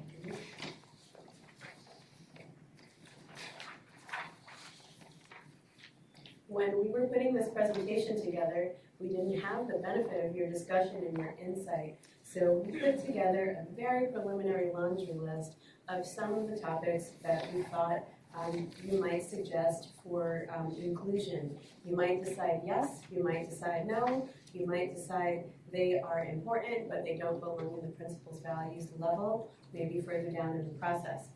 So we've made a list here, and we've divided them up into the categories that we've seen accreditors use, our comparison accreditors, whether we believe their mission, materials and methods, measurement or evidence-based measurement practices or ways of engaging in the measurement. So transparency is not a measurement per se, but being transparent in using clear measurements, that is related. And then also moving forward, which we're thinking of as continuous improvement, figuring out how to prepare students not only for today, but also for the future. So Jackie, I don't know if you would like to begin a discussion of these possibilities and also some of the other things that we've talked about so far. Thanks, Natalie. So I think it would be helpful. This is a preliminary list that was generated by the State Bar, I think both based on what the CALs have talked about as well as things that the State Bar values as well. We also included a lot of other concepts and ideas that we thought were important from the accrediting agencies that we looked at this morning, I would be very interested to hear people's reactions to some of the things, if not all of them, that the state bar included. And we could, I think, go through them one by one. And if there's, as you talk about something, I would also be curious to hear about how you're defining it. Because if you're having a reaction to it, or you think it's good, or you don't like it, it's usually because you have an idea about what it means or what it could mean for the schools. So I think it would be helpful to hear or to hear about what your thoughts are on what a particular word means for you. So so why don't we just start with the mission and this concept that a guiding principle of the regulatory agency would be consumer protection. So what are people's reactions to a guiding principle being consumer protection? And further, who are your consumers? Not only the students, but the people of California. Jay? Actually, that was going to be my first question.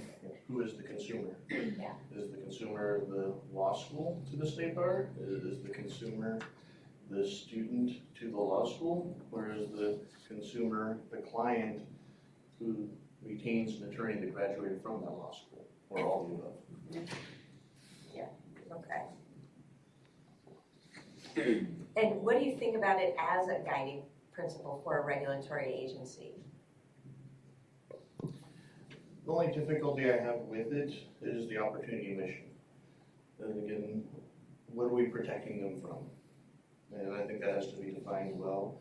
And again, I felt that the CALs, the registered schools, are opportunity mission driven. But it has to be a fair opportunity. So I think it's getting into the weeds of what is consumer protection, what is not a fair opportunity. Thanks, Jay.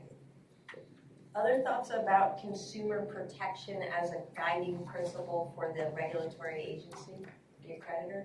Ryan? The first thing that jumps to my mind is that it's the public, the California citizenry that they're thinking about when you say consumer protection, similar to any other kind of licensing that the state does. Contractors' licenses come to mind as part of the consumer protection division.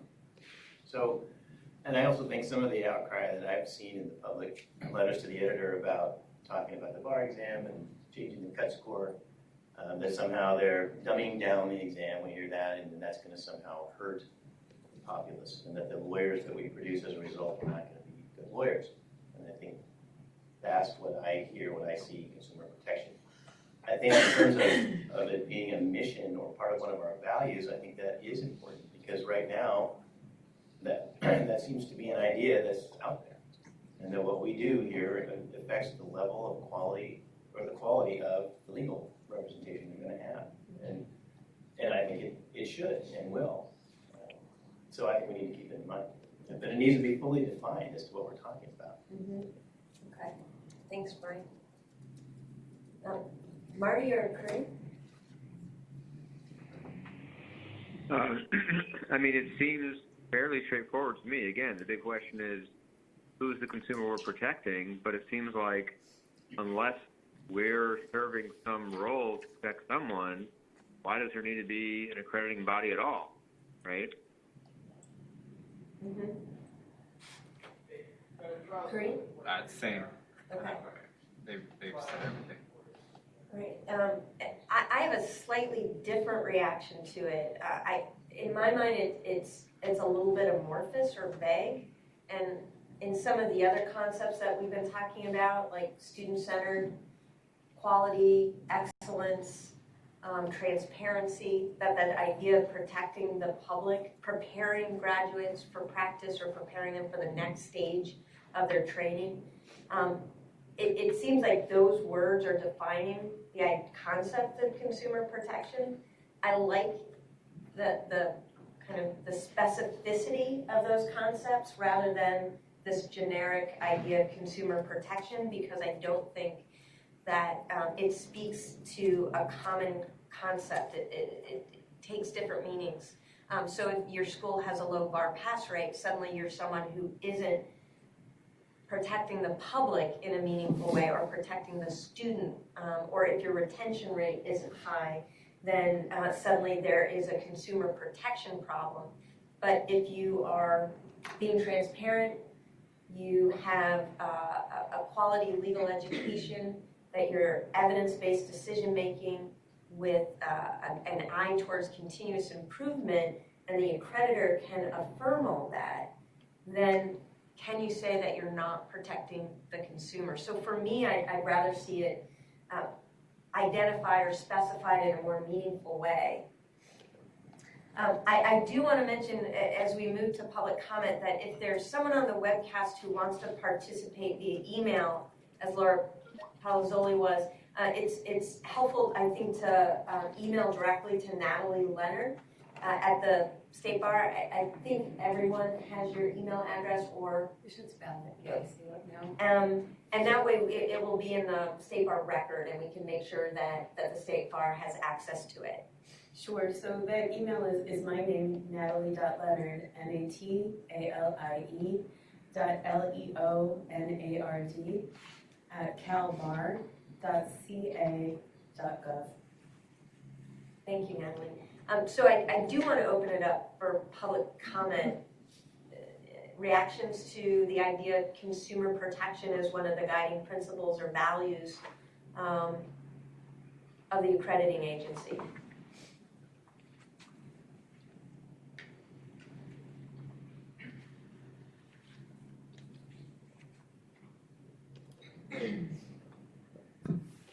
So I agree with the way, Jackie, you just phrased it. I think that this is a commonly used term in a number of different venues now, and we need to be careful about our language.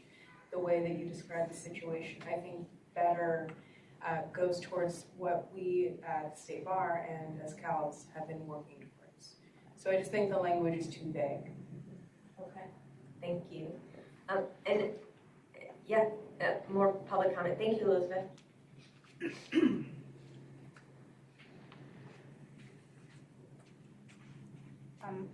This is Andrea Lua. One of my concerns is that when you are talking about consumer protection, it is vague, because if you have an unaccredited law school for consumer protection, and I'm not sure who that's protecting, the students have to take the first year bar exam, also known as the baby bar exam. So is that protecting the students from not losing their money to go on to the next year? Or is it protecting the consumer, whoever that might be, because they never get into the second or third or fourth year? So that is a vague term. Also, if we have a pass rate of 31% across the board with all schools, who is being protected? Is that consumer protection when we can't even come up with a term? Is what is the minimum knowledge that a person has to have to go out and practice after passing the bar? Thank you, Andrea.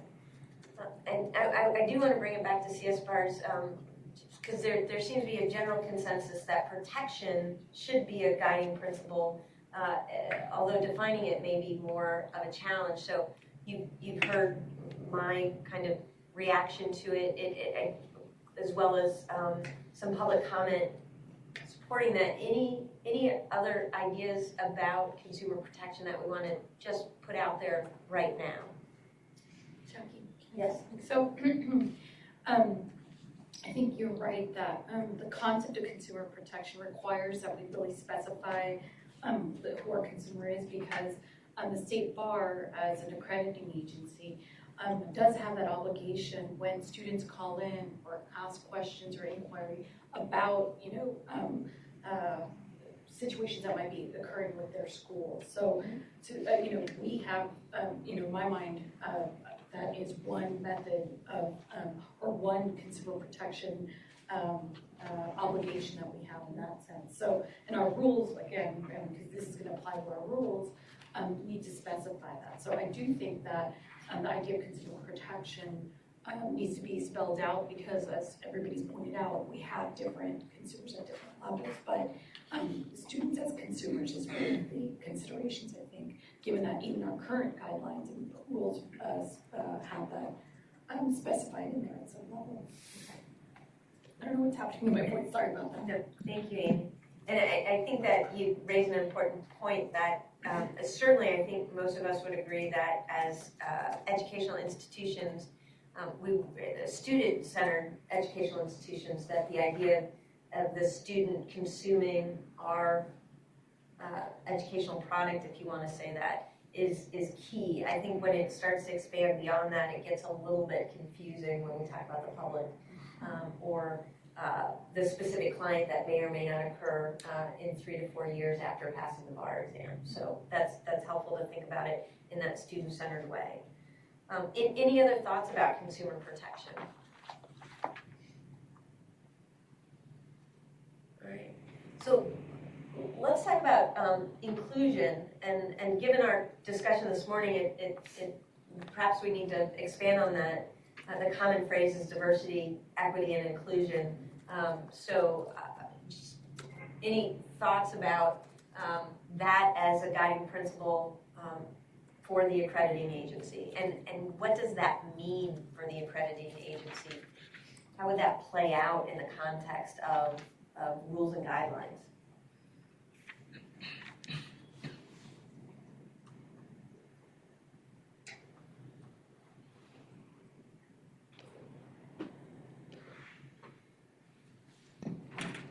I guess from my standpoint, it would be if they have any programs or existing directives of their institutions that are meeting each of these thresholds or something that's guiding it all together. The State Bar has enacted a bunch of, I think 2 or 3 initiatives to include diversity, inclusion, and equity statewide by survey. So I guess it's measuring all those things and kind of how that's working within a framework of ensuring that this is being implemented at the institution. Okay, thanks. Yeah, Jay. Well, yeah, on the same theme, being evidence-driven, I think people count what they think counts, what's important, otherwise they don't bother counting it themselves. I've always felt that our legal community should represent the state itself. So I think I would start off thinking it's a good thing, but then more data-driven. What is the population of the State Bar? And what underrepresented communities are there? So how do we encourage those members to join our profession? As we're talking about the pipeline, from kindergarten all the way through law school. But I think if it's data-driven, and what are the populations, which ones are underrepresented? Again, it could be first generation Americans, ethnicity, all these different categories, but until we count them, we don't know. Great, thank you. So it really falls under that culture of evidence in a lot of ways. Yeah. Other thoughts?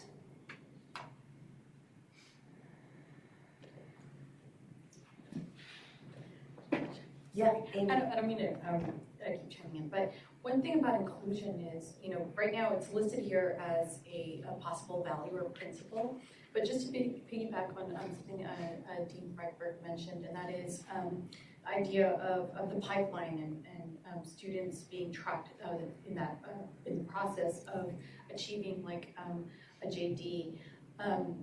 The one thing that we need to consider too is something that we're doing now, and that is we're going to be making our annual reports reflect the ability to track, at what point students from matriculation to graduation, tracking them through the process to see where retention falls. And so I think the idea of that inclusion get added as a value is important, but I think the thing to keep in mind too is that we may see that concept appear somewhere else, such as measurement. So just because we don't include it as part of the mission statement doesn't mean that conceptually we can't still embed it in our process, as in our accreditation process. So I just want to point that out, that we don't necessarily have to add it as a concept in the mission statement, but in reality, how it plays out could be different. Great. Thank you, Amy. Brian or Marty, thoughts? No, nothing really to add on this point. Okay. Yeah. So I'll just put in something on my side. I think it is so important to distinguish the concept of diversity from equity and from inclusion. I think we all of the Cal schools, I think, have what we consider a diverse population, and we certainly have numbers to back that up. I think it's a very different question about whether or not our schools actually are equitable and inclusive.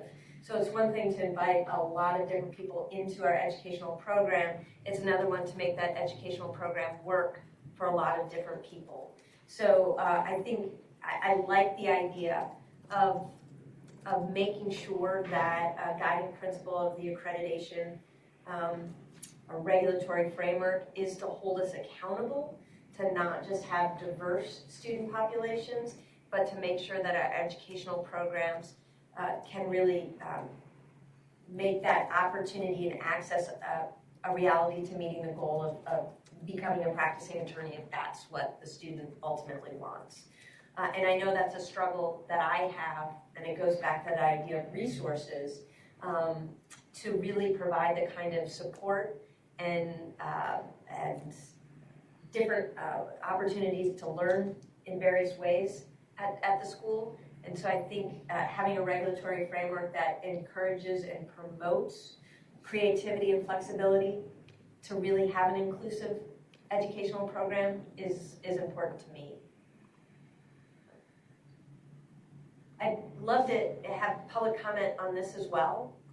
The long walk up to the chair.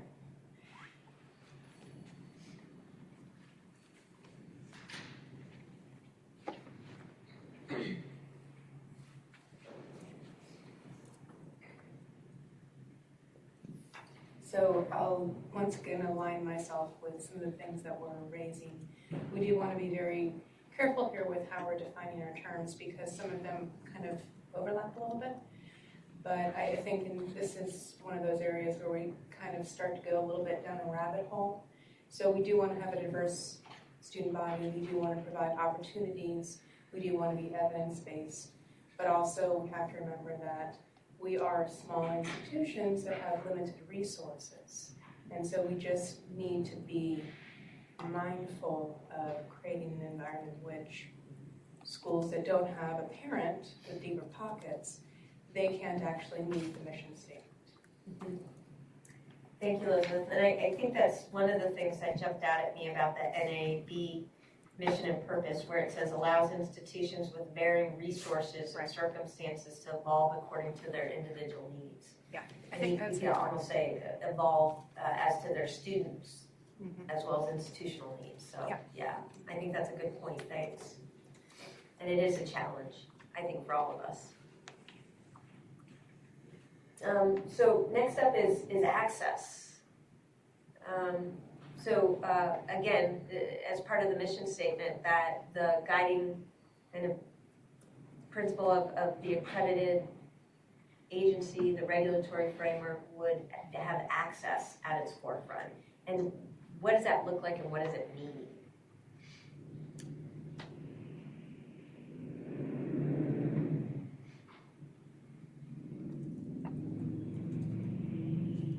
Well, I mean, access ties into diversity inclusion, I think, obviously, but, you know, it's more than that, right? There's cost access, which ties into socioeconomic access, right? We don't want to impose accreditation standards that require law schools to do things that are going to make the program of legal education expensive. Geographic access is also important, especially in a big state like California. You know, I think it can mean a lot of things. Great. Thanks, Marty. Jay? I think access in this context could also include access to law for our communities. Many of the Cal's registered schools have clinics, and those clinics allow access to their community. I think as well as leveraging the State Bar's existing practical training of law student program as much as possible. I think it allows access, again, not just to an education, but entrance into the profession itself. Mm-hmm. I think that's a great point. So we've got access to legal study, access to the legal profession, and then access to legal services, because the schools and their students serve the communities in which they exist. Exactly. Okay, great. Other ideas regarding access or thoughts?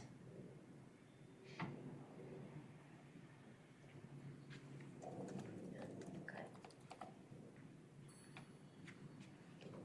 Yeah, and just because this is something that I think about a lot as it relates to that idea that as a CALS we value that idea of access and opportunity, and I talk about how we open the door to the law school wide and invite people in.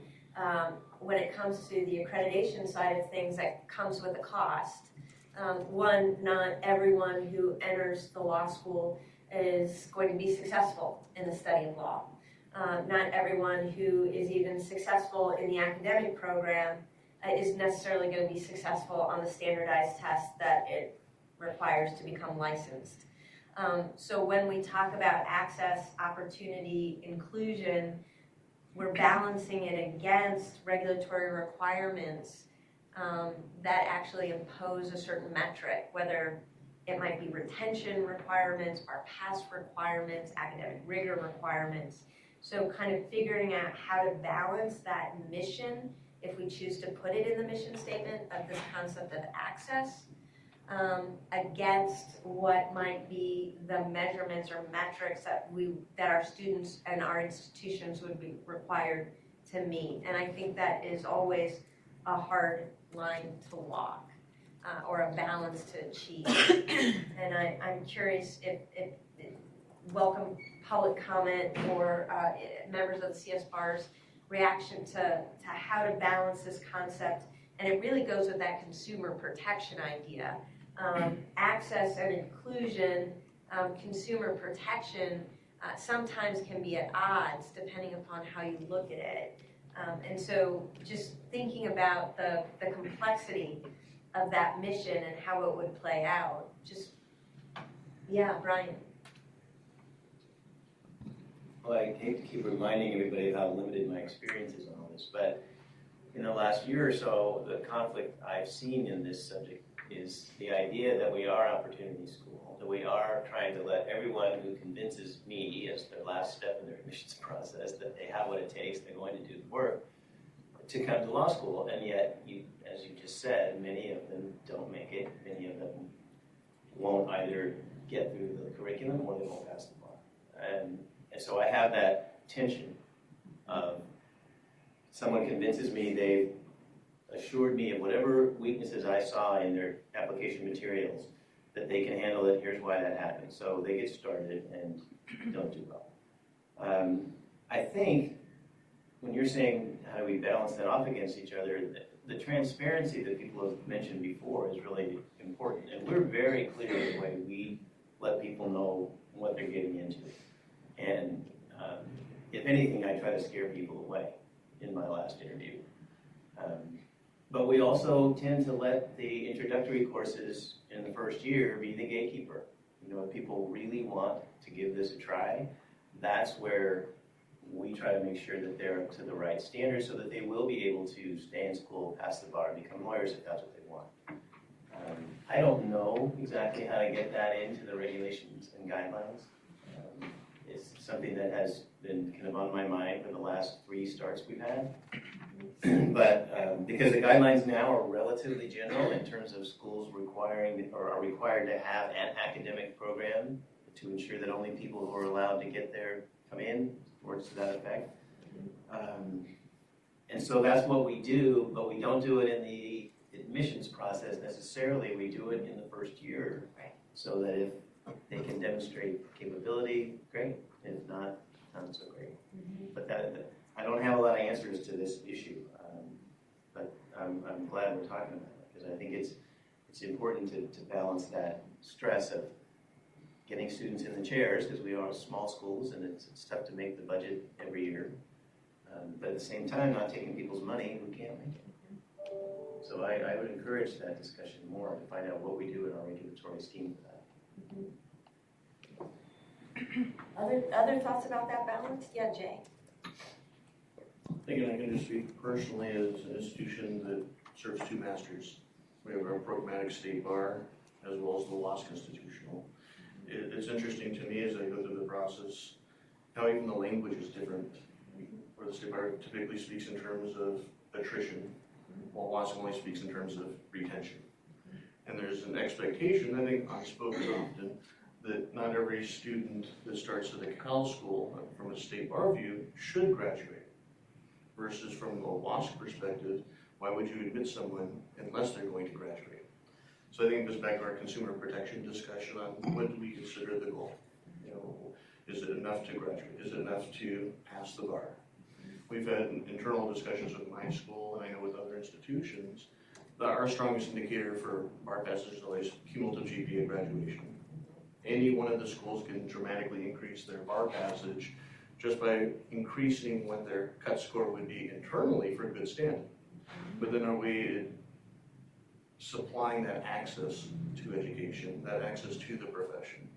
And there's always these outliers we have difficulty with. I can pinpoint certain students that they're not going to pass the bar the first time, but what do I know? Then they graduate with a 2.0, right, a good standing, pass the bar the first time. Other high GPA students have to sit 3 or 4 times. So I think that it is really a deep conversation of what is the consumer protection, how does that interrelate with access to education and to the profession. Thanks, Jay. Any other thoughts on that kind of balancing that consumer protection versus access and inclusion? From public comment?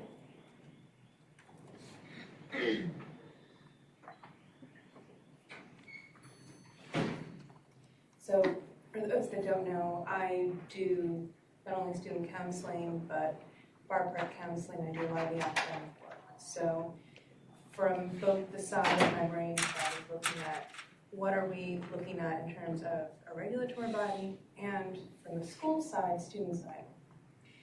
I think this is where a lot of our discussion should revolve, because this is what makes the state bar's regulatory body special.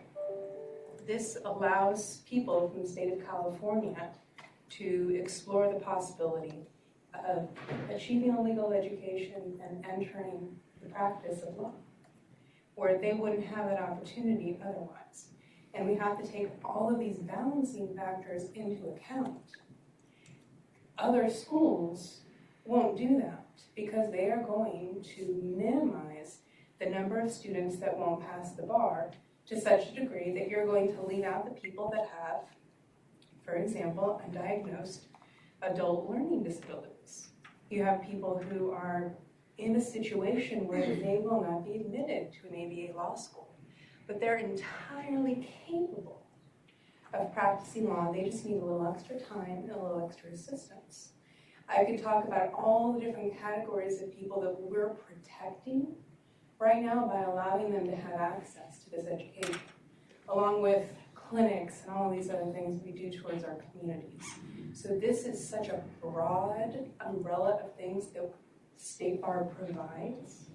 And I think that this is, for me, I would categorize this as my hearts and puppies category, because this is what we're doing that's great from the State Bar and from the school side, which was probably a little rambly. However, I hope I communicated what I was trying to get across. Thank you, Elizabeth.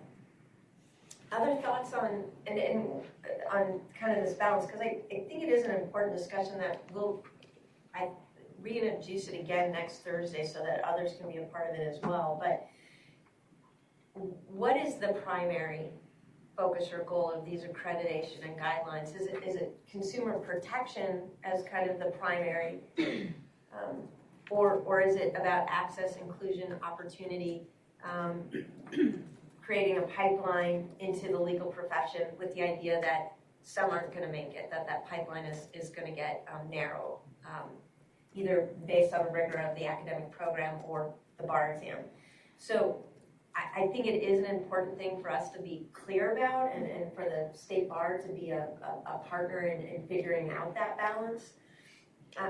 Yeah. But we have other issues like, but the two can coexist. They can. Right. I mean, I think that's why we have an NPR. It's 40%. It's not 100%. Is because that consideration has been made that not everyone that matriculates will get a JD or pass or take the bar even. And we think that's the other thing that we have to figure into this. And so, I just want to make sure that we're not winning one over the other. I mean, these two things are going to coexist. Yeah, and I think that's an important point, that they can be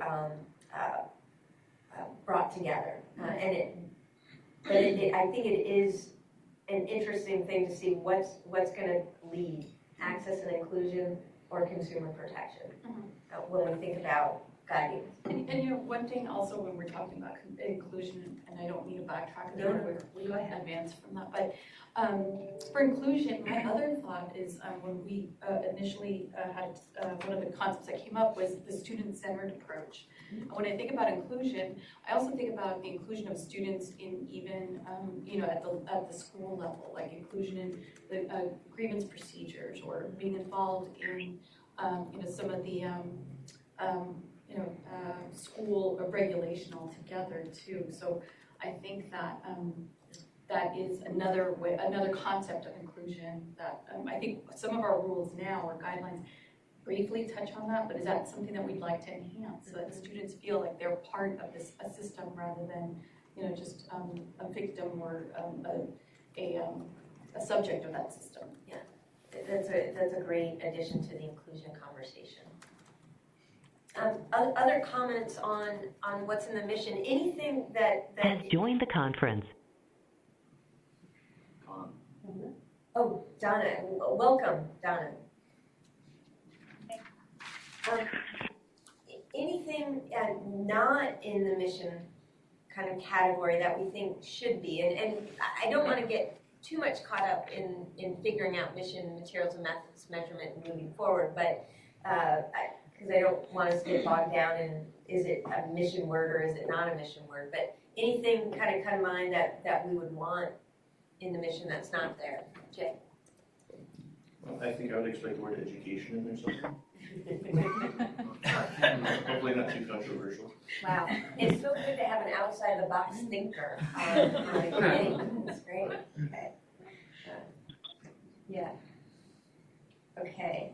Any other kind of words or concepts that we think should be incorporated in the mission? I'm relieved to hear that wasn't controversial. All right, so I think it's a discussion to be continued. As I said, this is an agenda that's going to spread across both meetings, so we'll circle back to many of these concepts and hopefully have some time to let it percolate and think more about both what should belong and how we would balance. I guess I should just ask the question, we've had a discussion about inclusion, access, and consumer protection. Anything, no, it shouldn't be in the mission. And again, going with what Amy said, it could go someplace else, but do we want those concepts as part of the mission of the regulatory agency?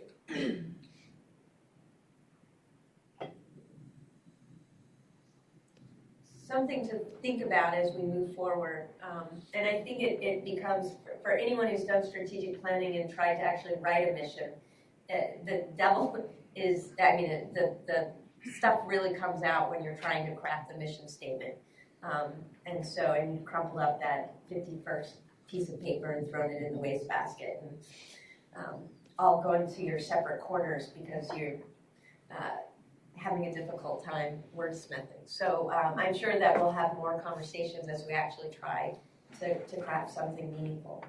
So let's take a look at the materials and methods. And it would be helpful for me, when you're using materials and methods, could you give some context for that, Natalie? Sure, so that's actually a very large category. It's really just what are the, excuse me, everyone's first today. It's what are the materials, what are the curricula, what are the educational choices, and what are the resources you need, not only in the classroom, but, for example, the financial resources, procedural resources, structural, legal resources, etc. What is going to make, what is needed to make your training go? Thank you. So the State Bar kind of throws out as a preliminary list affordability, preparing students to achieve State Bar licensure, so bar exam pass, and then bar exam preparation within the materials and methods. So I, again, like to get a sense of people's reactions to the list, as well as what else might be included. Natalie mentions some other concepts, resources, and ideas like that. Again, thinking about it through the lens of rules and guidelines. This is materials and methods that might be kind of shaping the rules and guidelines that are going to govern us. And as you think about this, this is a category really that can give you that framework to choose what's right for your community or your modality of the school, because the methods that you choose maybe shouldn't be prescribed at this level where they are right now in the rules and guidelines, but rather focusing on what you would like the outcome to be can shape what your materials, specific materials and methods are. So it goes to that idea of flexibility, creativity, allowing different institutions to approach their mission differently. Right, so your actual regulations would flow from what your higher goals are, rather than be constrained by specific functional higher goals.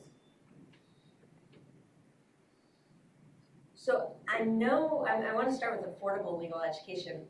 I don't think there's one person here who wouldn't think that that is a driving kind of goal of CALS and of the registered schools for sure. The question I have is what does that mean for accreditation?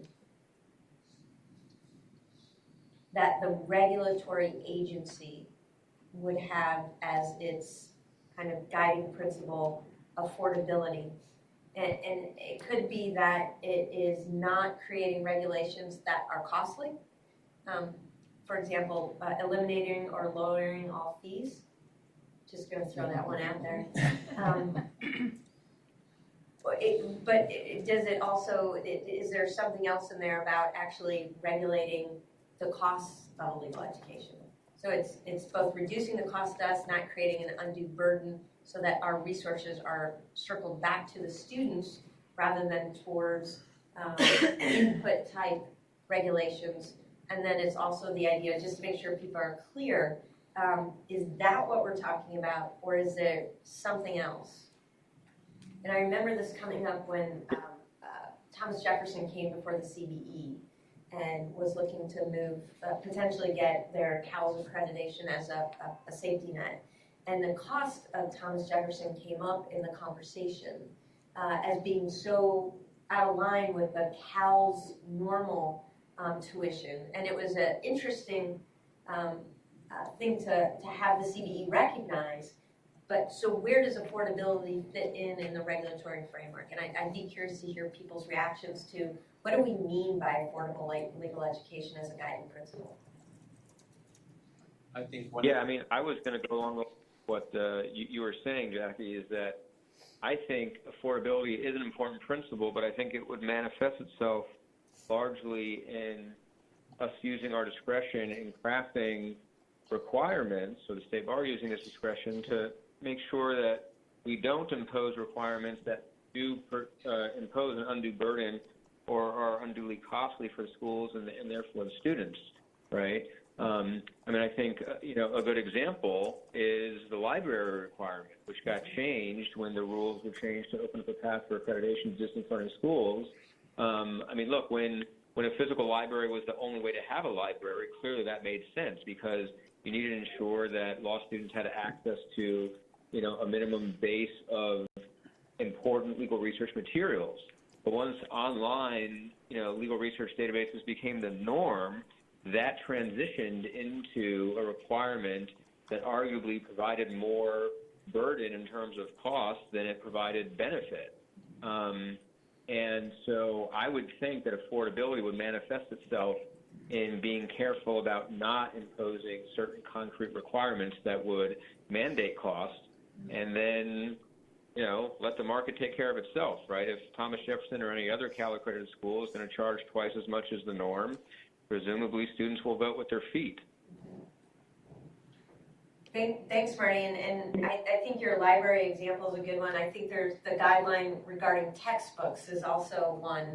When I think about cost to students, I mean, a textbook is required. Those textbooks can cost $200 to $250 now, and there are good alternatives and even curated material that can take the place of a traditional casebook. So the idea that there's a guideline that requires a textbook is to me an example where you could eliminate that and still have a guideline that allows for assurances of up-to-date material necessary to allow the student to learn the particular topic.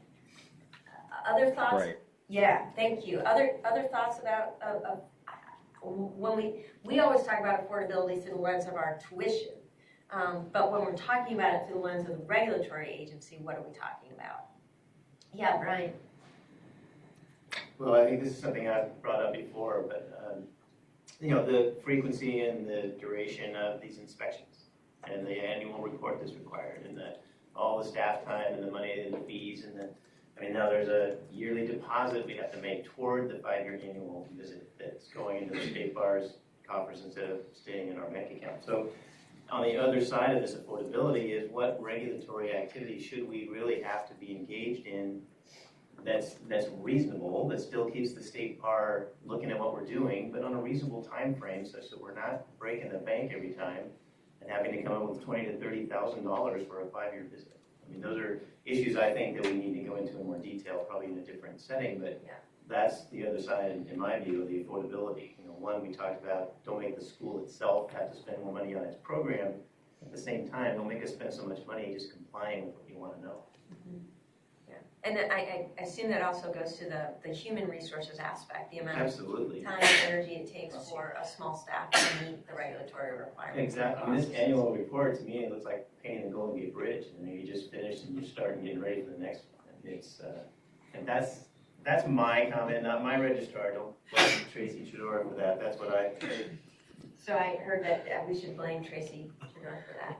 You're not being very observant today. Sorry about that. It's been, Jay, did you have any comments? Sure. Yeah. And then I think the affordability, you could definitely fixate on the cost. The CALs are typically between 30 and 80s. That's usually 1 year, if that. At an ABA school, I'm sure the registers are even less currently. I think that on a regulatory side, we could fixate on some of the good metrics of is there a default rate? If there's federal loans involved for institutions. How many of the students are graduating debt-free? I think it's another unique characteristic to the CALs, which allows them again then to service their communities as public defenders, WDAs, when many lawyers can't afford to do that because of the debt load they're personally servicing from their loans. I think also we could have the discussion on the deemed accredited later, because many of the institutions, again, 9 out of the 15 CALs are either dual accredited or seeking dual accreditation. So there's a lot of times where we're paying twice for accreditation visits, one back to the other, where it could be $20,000 each as it comes in. Also, I think on the 80% attendance requirement, there might be some room in there where students have had to potentially repeat a course for 3 units because they couldn't evidence the physical 80% requirement, if there was more latitude for exceptional circumstances in that. So yeah, you raised an interesting way to talk about the affordability thing through the student debt lens. Yes. Yeah, okay, that's great, yeah. And then cost to students that the current regulations impose could be rethought to provide more flexibility to reduce those costs, whether it be the textbook or the repeat courses based on attendance or the like. Exactly, based on existing guidelines. And I think that also goes back to our old discussion we were having on, equity. So that there might be inclusion. Right. You graduate law school, you're an attorney, but there's not equity because now it reduces what options you have to help your community, what jobs you can take because of that load of $100,000, $200,000. Welcome public comment on this idea of affordability.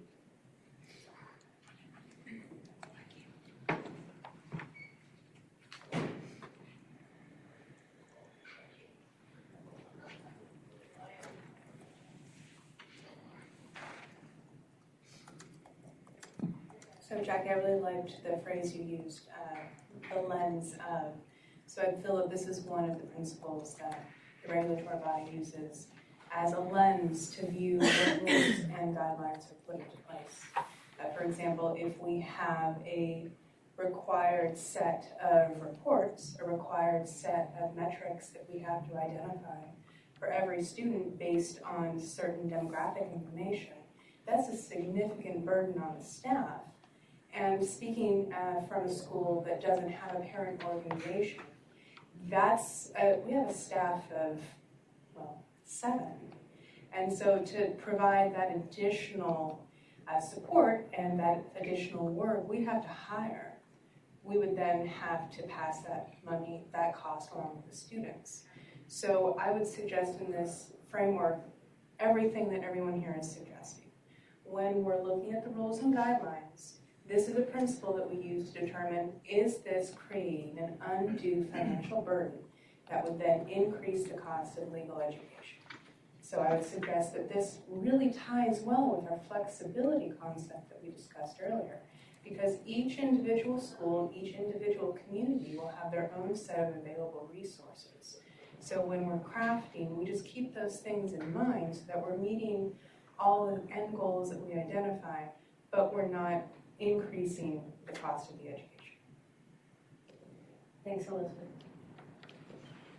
Any other public comment or CSBAR's members? Good. Yeah, so a lot of the conversations I've been listening about is how affordable legal education ties to access and inclusion and consumer protection. So everything is kind of overlapping.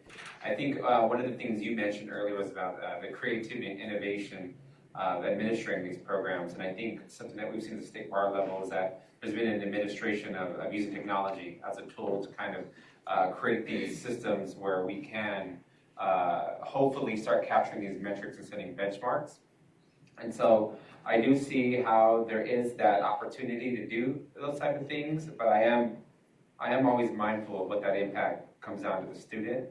As a person who comes from a generation where my generation has a high student debt load, I think it's important that we really look at what this does, because cost is a barrier when it comes to people from my type of community where their income is not as high as somebody from LA County. And so I think there's a lot of things that an accrediting agency could look at in this regard. I'm just mindful as to how hard do we push to ensure that we're meeting all these other barriers, but then it's becoming too costly where we're closing the doors. Thus, you're not being inclusive and providing access. And then as I come back down to access, I think about it in terms of my area that is limited in resources, a really resource-limited community where we don't have an abundance of attorneys. And so I wonder, and so I'm looking at access a little more literally, and the aspect that how many lawyers do I have in my community that could service the residents, and if there isn't that connectivity, if there isn't like a ratio, then I guess how do we even look at that? And so I was thinking a lot about Brian's comments about having these discussions and continuing this dialogue, and seeing how it continuously plays into and wraps into what the guidelines and principles will be. But I'm just, it's kind of hard to look at it from a policy perspective, because this is going to be, once we finalize this will be the root, like kind of how we're guiding our processes and protocols. So I do like the comment. I do like that the deans are here being actively engaged. I think it provides a lot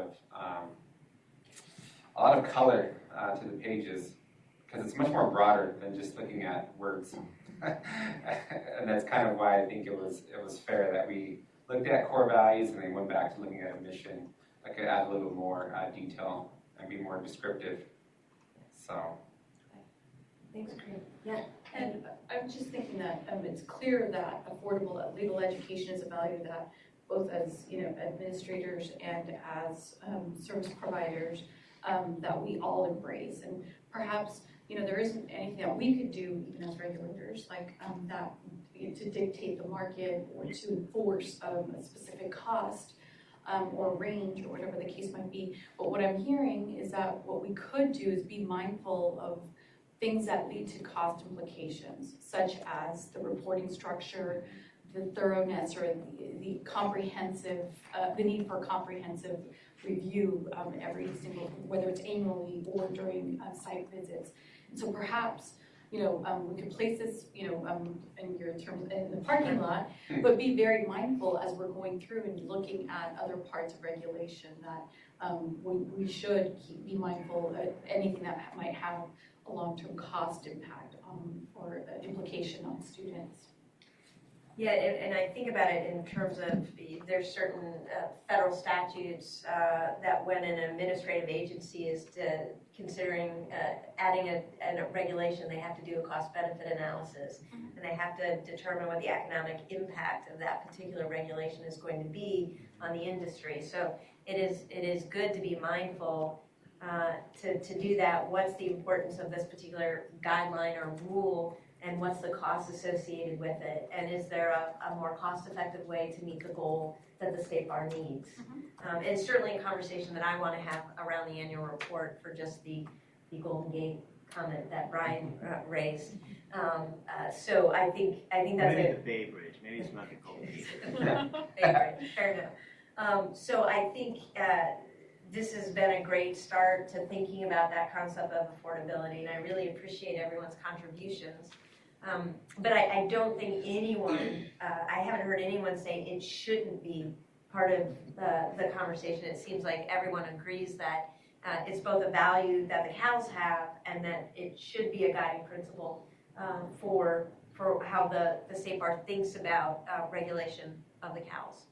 Another comment. I've been here a year and some change now, and a lot of what I hear from the deans is this requirement to have to report. And so I'm wondering, like, what can the State Bar absorb? Like, what are the dean's wish list that the State Bar could support and assume some responsibility over, right? Like, one of the things we talked about from one of the accrediting agencies was social responsibility. So how is the State Bar being responsible to the deans if we're talking about the same issues every single meeting, how are we solving that? And so I guess that places responsibility on the CDE to kind of highlight those things and address some of those issues and see if there's any measures that we could use to kind of address those ongoing needs.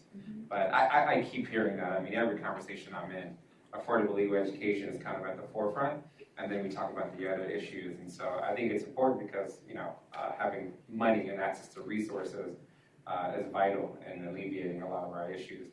So that's kind of where my head's wrapped around. Yeah, thanks. Do we want to know those now? Over time, we're getting started. I think that deserves its own agenda. I can repeat that public comment email. So it seems like, again, in terms of materials and methods, talking about preparing students to achieve or be successful on licensure, and then the bar exam preparation could be talked about together since they're certainly tied together. But I do want to separate them for this purpose. Thinking about the bar exam success as a guiding principle of the rules and guidelines for the Cal accredited law schools, just to hear people's reactions of that being a guiding principle.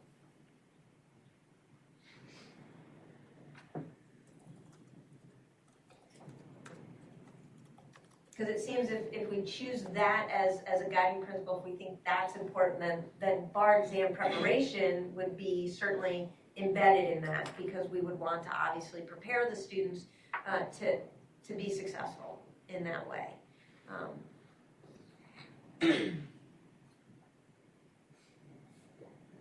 Jay?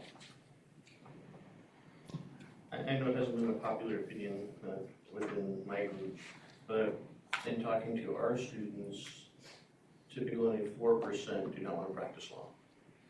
So I think that when our passage cumulative is not 96, then we're doing something wrong. Because again, surveying our students, talking to our students, only 4% historically will say, I don't want to practice law. And I know it's not popular because our passage is nowhere near that. But again, I don't know how to balance that against access and almost predetermining who should have the chance, who should get the chance to sit for the bar. I think it's a very difficult one for me. Other? Brian? Well, I think there may have always been somewhat of a negative connotation to teaching to the test, whether it's the state bar, whether it's any other academic test. That's just been in our culture for a while. But at the same time, I haven't met any of the students that have come to me in the last year and change that said they weren't going to try to practice law. So if we're not preparing them to be licensed attorneys, and 96% or more want to be attorneys, then what are we doing? So I think it has to be part of it.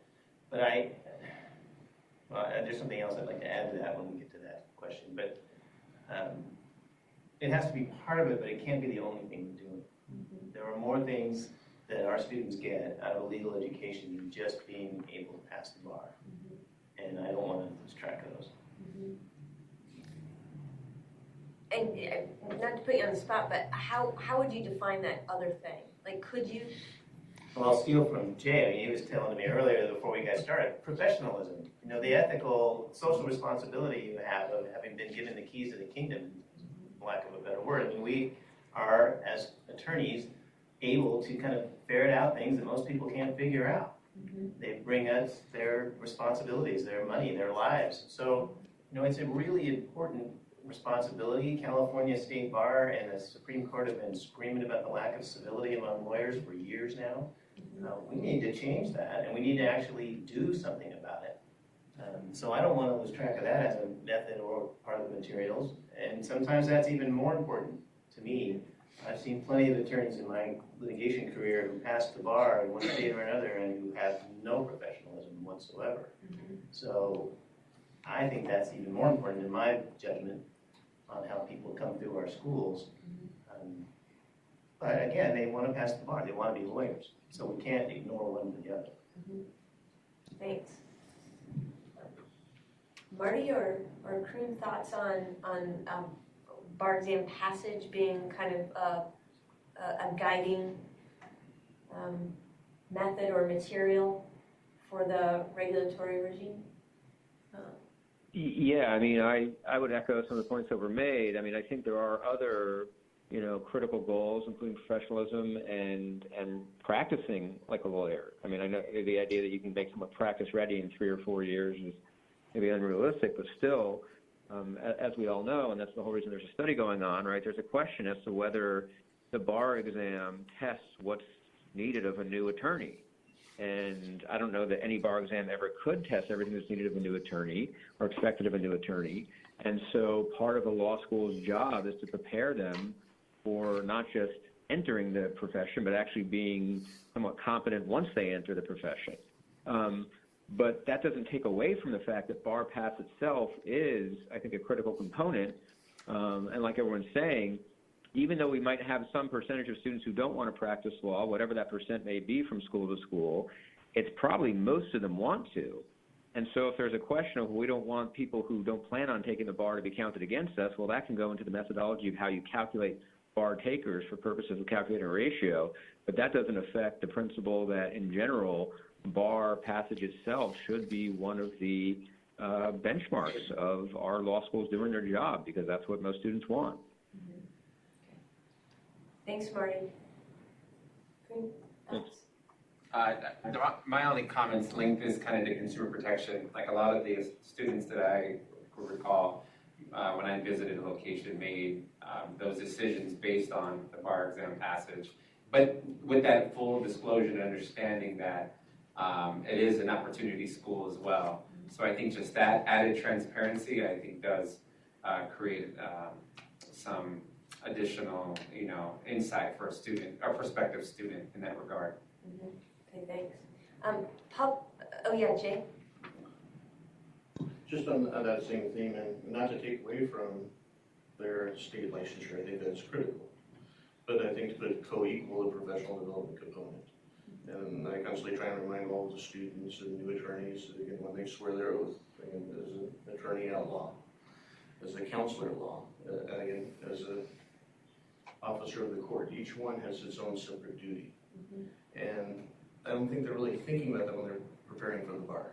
So I think the more we focus on the bar, I hope those skills aren't going away. So I'd like to have a co-equal or cultural competency even. And I think these are things that are critical to our profession, to our practice, to our state, but are not tested on the bar, but they'll be co-equal to passing the bar.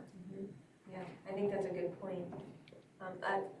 Public comment on licensure as a guiding principle?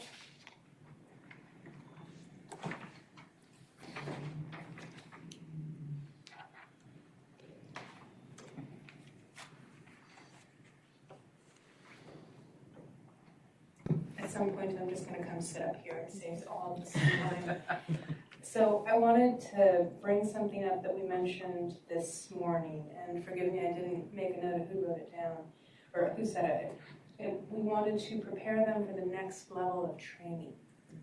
And I thought that that was a valuable phrase. Jackie, this may have been you, actually. It's actually in one of the other accrediting agencies, and Marty pointed it out, or somebody else pointed it out, yeah. I think that that meets a number of the principles we're all talking about. Licensure is important, and I'm not just saying that because a good portion of my job revolves around it. But we do have that principle already firmly within our goals, and the goals of the state bar as a regulatory agency, and our goals as the school.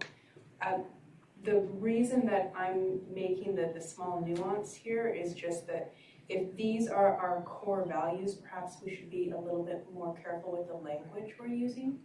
And so I would stick closer to prepare students to achieve state bar licensure, which encapsulates professionalism, ethical standards, and all of the different academic requirements they have to do.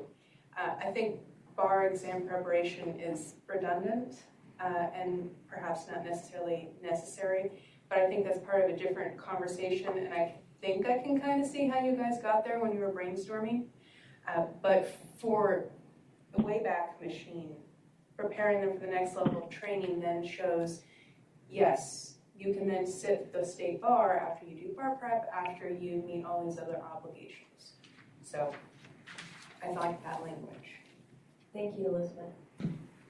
And I'll just, what I heard that I thought was helpful and important is perhaps either limiting it to licensure and not incorporating other aspects of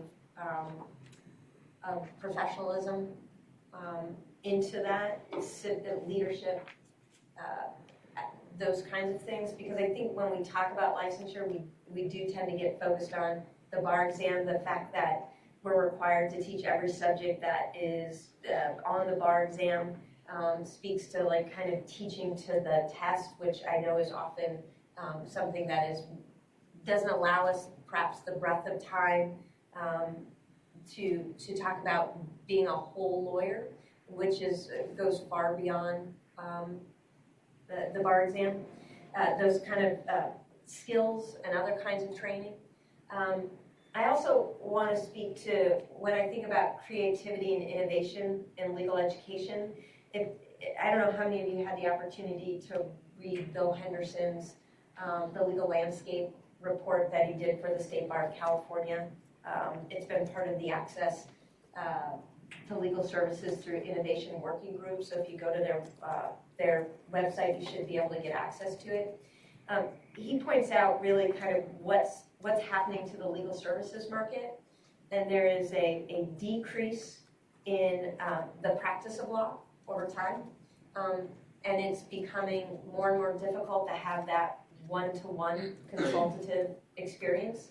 But the legal services business is growing because there are many other ways in which people are accessing legal services in a one-to-many context, and many different ways in which they're getting the legal knowledge that they need in particular circumstances, and that industry continues to grow. And right now, that doesn't require licensure.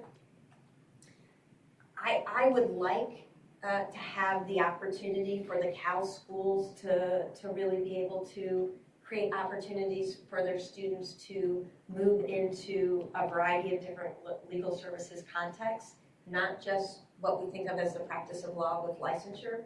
That doesn't mean that licensure shouldn't be a guiding principle, and I think it gets balanced, as Amy pointed out before, with the idea that our minimum bar pass rate, our cumulative bar pass rate is 40%. So certainly those other 60% of our students, or 50% or 30%, whatever it may be for a particular school, are using their JD in different ways. So I'm not suggesting it shouldn't be a guiding principle, but when I think about creativity and innovation, if we're focused on licensure, what that does is create curricular requirements and other requirements embedded in our academic programs that don't allow necessarily for the creativity or expansion of a curricular experience for students who may want to and will use their JD in alternative ways. So just, and I know, and I've had this conversation with others, well, you could just create an executive JD or another degree that doesn't slot them for licensure. I mean, we can certainly have that discussion, but to me, a JD standing alone is valuable. I think it adds to the graduates' ability to lead in their communities. I think it adds to their ability to be a solid citizen who can think critically and participate in our democratic system that we have. I think it allows them to advance in careers that they currently have. And if we're allowed to have our curriculum expand to include more interdisciplinary focus, then I think it could also allow them to have a JD plus advantage in a legal services market that is rapidly changing. So that's just my comment on kind of a focus on licensure. I'd like to see, if we can, materials and methods to include more than that. Yeah, Amy. Jackie, I agree, because I think that when we've talked in other forums with schools, I think people have talked about the fact that some people go to a non-traditional, we have a lot of non-traditional students that attend registered and Cal-accredited schools for the purpose of professional growth within their different fields. But the other thing that isn't on here too that I thought might be of interest to the schools is this experiential training, these opportunities that people have outside of the school itself that enhance the law experience altogether. Yeah. I know this is not a comprehensive list, but I want to put that out there because it is another method or approach at gaining more of a legal practice experience. Yeah, I think that's great, Amy, and I think it does go to that idea of the materials and methods kind of training the entire professional, not just the passing the bar exam, but all of the skills and professionalism and ethics and other things we think of as community leaders, practicing attorneys, and others who are going to be in business or otherwise. So yeah, I agree completely. That's great. Other thoughts? So just, does anyone have any thoughts on bar exam preparation? I think, Elizabeth, if I heard you correctly, if the bar exam is a kind of guiding principle, bar exam preparation would be perhaps one of the guidelines or rules because it would further that guiding principle, that it doesn't need to be specifically in the kind of guiding principle, if I heard you correctly. Any other thoughts on bar exam preparation being something that is explicit in the core principles that guide accreditation? Or do people see that primarily as a guideline that?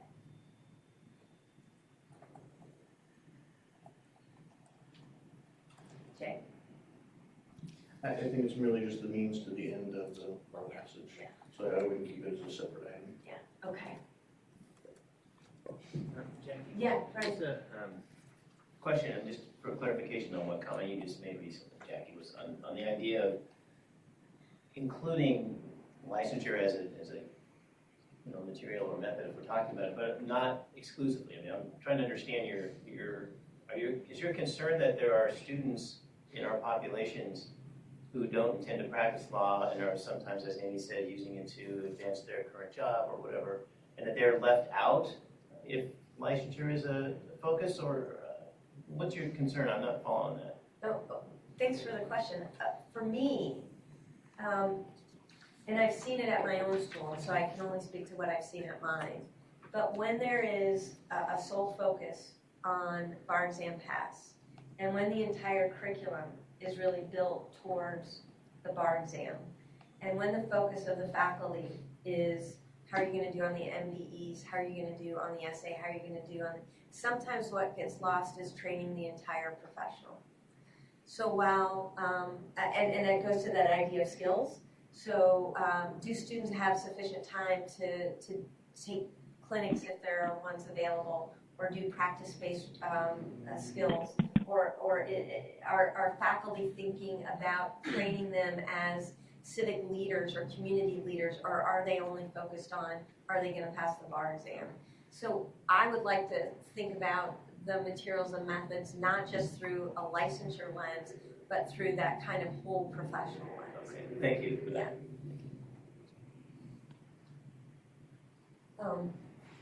So anything else out of materials and methods that we want to touch on?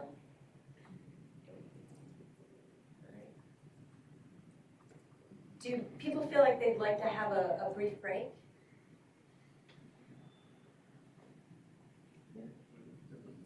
Okay, so you guys are raring to go. Okay, so why don't we continue? I do really appreciate the thoughtfulness that you are bringing to the conversation. So let's go to measurement. And again, this is possible values or principles that the accreditation would be guided by. So when we think of measurement, we've got transparency, evidence-based decisions, accountability. And I know we talked about all of those in relation to some of the other accrediting agencies, but as kind of the possible values and principles, what do we have there as well as what's missing? So for transparency, I'd love to hear a little bit about what people think that means, how it would play out. Like, what are we talking about when we're talking about transparency?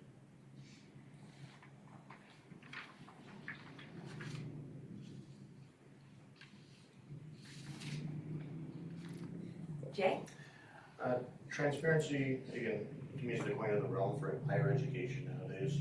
There's so much money involved, especially federal student loan. The more transparency, I think, the better. And transparency to the community, to the prospective students, to the accreditors. The more transparency, I think, then the easier it is to find areas for improvement. Right, and when you think about what we have now under the guidelines, we certainly have the state mandated form, as well as some of the requirements regarding what needs to be on our website. Anything missing? I don't know if there's enough data there. Again, if you compare to the WASC institutions, where there's a lot more data displayed. Yeah. And it's disaggregated data, which I think goes back to a lot of the issues we're talking about, inclusion. Mm-hmm. And how do we know there's inclusion? Mm-hmm. Have you counted it? Right. I think one of the, again, from an accreditation lens, one of the concerns I have is so many of the schools are so small that can we really count? You know, similar to the current state bar for the bar passage, if there's less than 11, you know, not reporting publicly. So I think that's going to be one of the difficulties. You know, potentially maybe we could have our data published in the aggregate. Mm-hmm. You know, all the Cal schools together. I think that would be a good way to evidence the diversity that we're bringing to our community when some schools can't do it. So we disaggregate down to first-year law students at one campus that are female of the following category. There's one. Yeah. And you just added that student for what their grade was. Right, right. Yeah, and if you retain them, you have 100% retention. Exactly. Or zero. Okay, so you think, when you think about transparency, it's more than what we're doing right now? Definitely more than what we're doing right now. I think we're have a very minimalist approach right now under 6061 and their NPR. I think that many of the schools, I think, are publishing on their outward-facing websites more data than that. And I think the more it's standardized apple to apple, the better it is for a consumer to compare. As you're thinking about this at a high level, I know Brian is already on my wavelength as to what I'm going to suggest here. But you also think about what it takes to do that reporting and the ways in which the State Bar could make that easier for you. Maybe having it at a certain time of year or a different type of format. Something where we can get direct feeds from your IT system, different things like that. Or maybe things we haven't thought about. So being transparent, but also doing so in the easiest way possible. Because we're in the process of updating many of our systems here at the State Bar, so it is a very easy and exciting time to think about easy data exchange. Yeah, Jay. Just on that point, one of the constant friction points for me historically is always, when do law students register? We have no control as an institution over that. It drives me nuts because the students sometimes don't register until last year.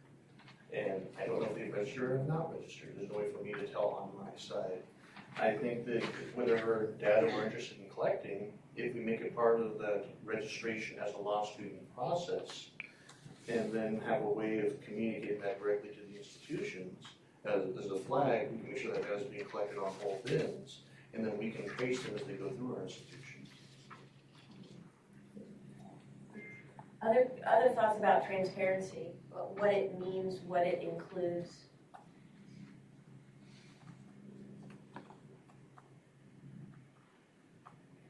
I mean, the only thing I would add that I think isn't redundant of what people have already said is we just need to be careful that although in general more information is better, at a certain point it can become overwhelming.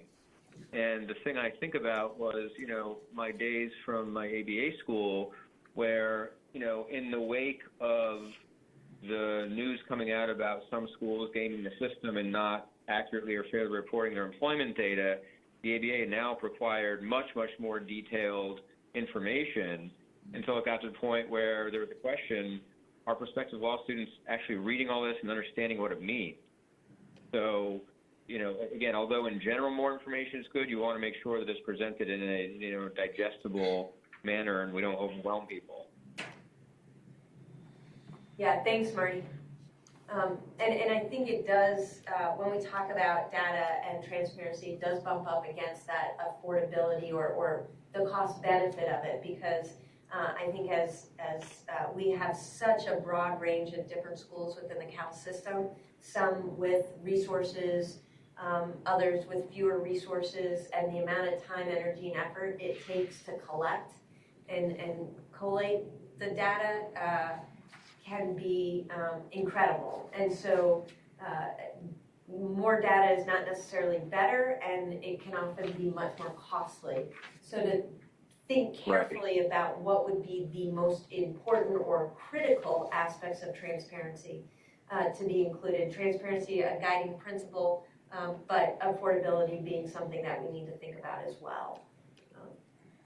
And also, I would say flexibility, right? Because, I can't think off the top of my head, but I know there are certain instances where, certain information we have to report, may not fit the template that easily, either because we have a different term structure than the template anticipates or, whatever the case may be. So it might not actually be providing the information that consumers would need or want anyway. Right, and because each school is so different, it's hard to get that apples to apples comparison. So you end up having the transparency not being meaningful to the consumer if that's, or the prospective student if that's what we're trying to achieve with the transparency. So yeah, there's all kinds of pitfalls given the diversity within the Cal system itself. Any public comment on transparency? You've gotten all your steps in at this point? So we've got evidence-based decisions.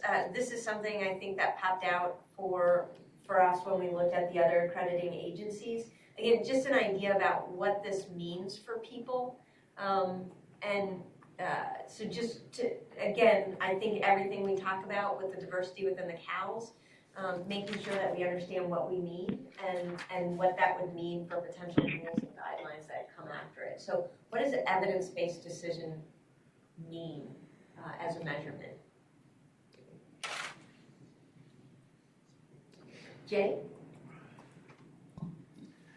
And again, I'm using more of the WASC lens Yeah. on this, and I think they have a very good model that we can emulate for this process, where each institution can be its own unique institution.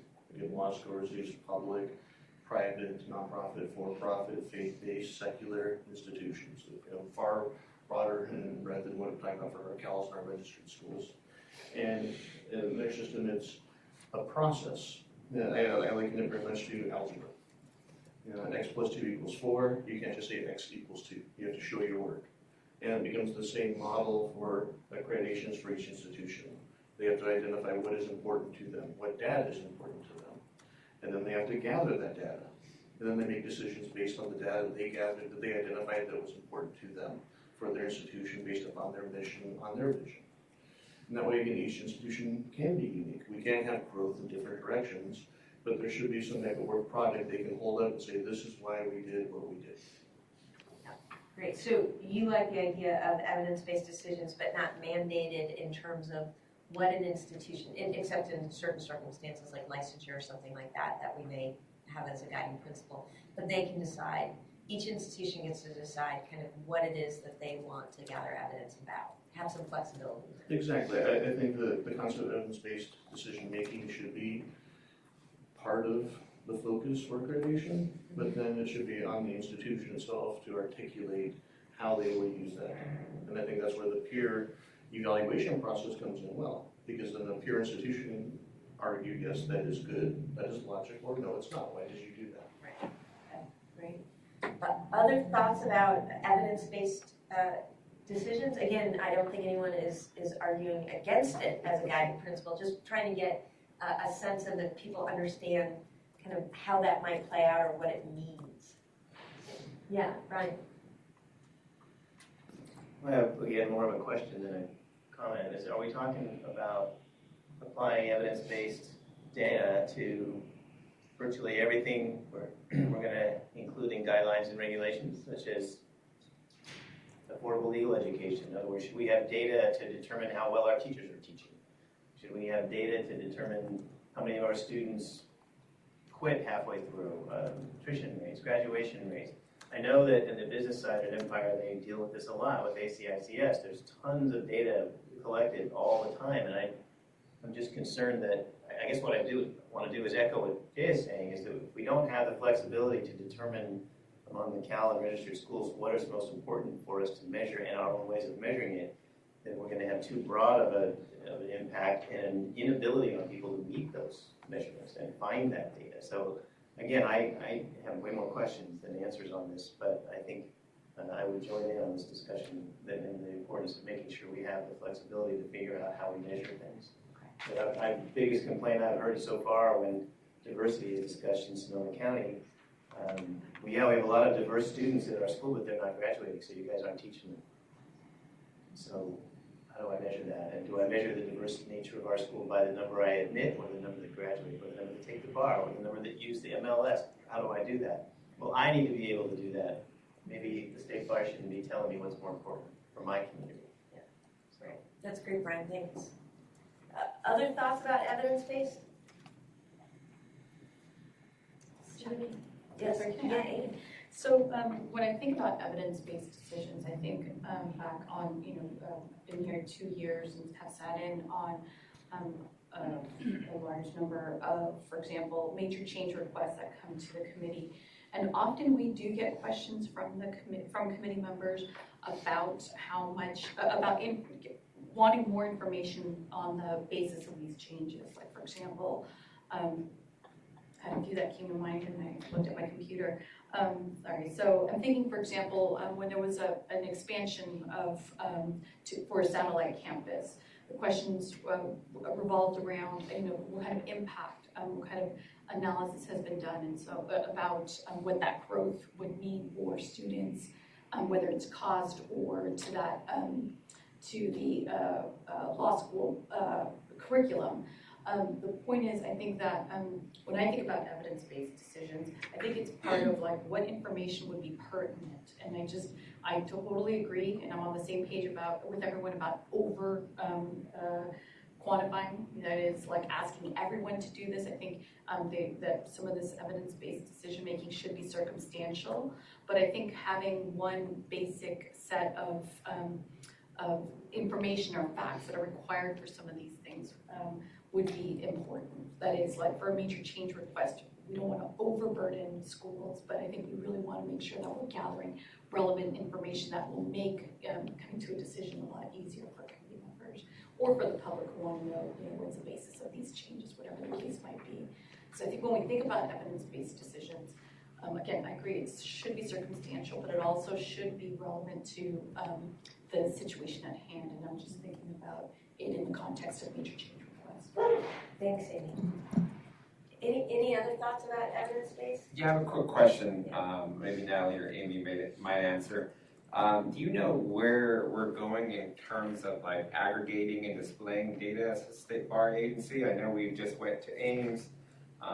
What are we looking at in context of a reporting system? Like if you're familiar with K through 12, the California Department of Education has instituted a thing called the California School Dashboard, and so it's a very user-friendly type system that tells you about the status of schools and the climate and certain indicators that they have deemed important. So are you familiar with that? Do we have any aspirations to get there? And I can tell you that at this point, the schools are at stage 2 implementation, with the focus being getting the students ready for the bar exam, etc. So I think that it's a very relevant time to bring that up, and I think those ideas are yet to be formulated. I'm not personally familiar with that dashboard, but I'm going to contact you after this to check it out. Well, and schools are already collecting, and we collect information from schools in their annual reports annually. So we do have that information. I think one of the things that Jay raised, which is a good idea, is perhaps collecting these and putting them in aggregate form for the public. We're limited in our ability to put it by school because we're not allowed to share anything that's got less than 11 students in that category to ensure anonymity of that student. And so that might be a way of getting to the dashboard that you described. Yeah. So we can get to see like the subcategories for every group, because some of the groupings get very small. Yeah, Natalie brought up a great point about tapping into even the school's reporting systems and maybe it being done, automatically through technology, through a technology component. I just keep hearing how making data-informed decisions is something that's being more fully embraced. So I'm just thinking about what tools we could adopt so we don't have to recreate the wheel. I mean, this school dashboard took some years to implement, and it was a part of a federal mandate that came down from the Every Student Succeeds Act. So I'm just interested, as we're talking about this, what type of support that the State Bar can provide. But yeah, we'll talk afterwards. And I think a unique challenge here is that with different schools of different sizes, you really have an enormous range of capability and capacity to deal with data and different levels of constraint. So for example, a school that has a large parent, such as the Accredited school, is feeding into a larger system of which his school is a part. And he needs to fit into that system all the way down to the other side of the scheme where there may practically be book entry as to the entry. And so coming up with something that's reasonable for everyone, Dean Pritikin School may have much more capacity but somewhat less flexibility. A paper ledger-based school may have less capacity and maybe less size in terms of privacy constraints. Whereas if you were to look among ABA-approved schools, they would have more similar capacity. And when I think of evidence-based decisions, I think about it in when we identified that continuous improvement concept. So choosing a particular metric, whether it be retention or bar pass or students writing, and using evidence-based decision-making to make decisions about how you're going to improve bar pass rates or how you're going to improve your students' ultimate writing. skills, or how you're going to improve oral advocacy.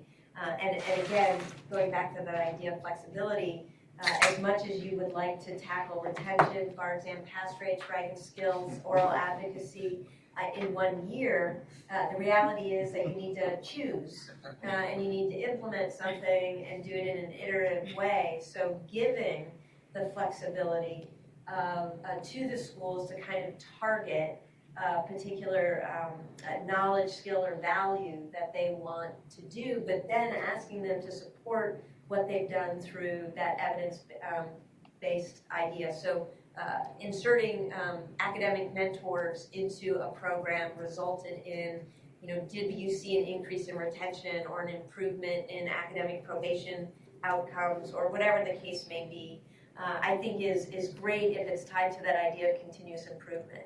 And I think that's, again, goes back for me to that idea of licensure. I think if licensure is the primary motivator, all of us would just be spending all of our time trying to get them to improve the bar pass rate, because that is what is the focus, and not thinking about, well, they need the oral advocacy skills.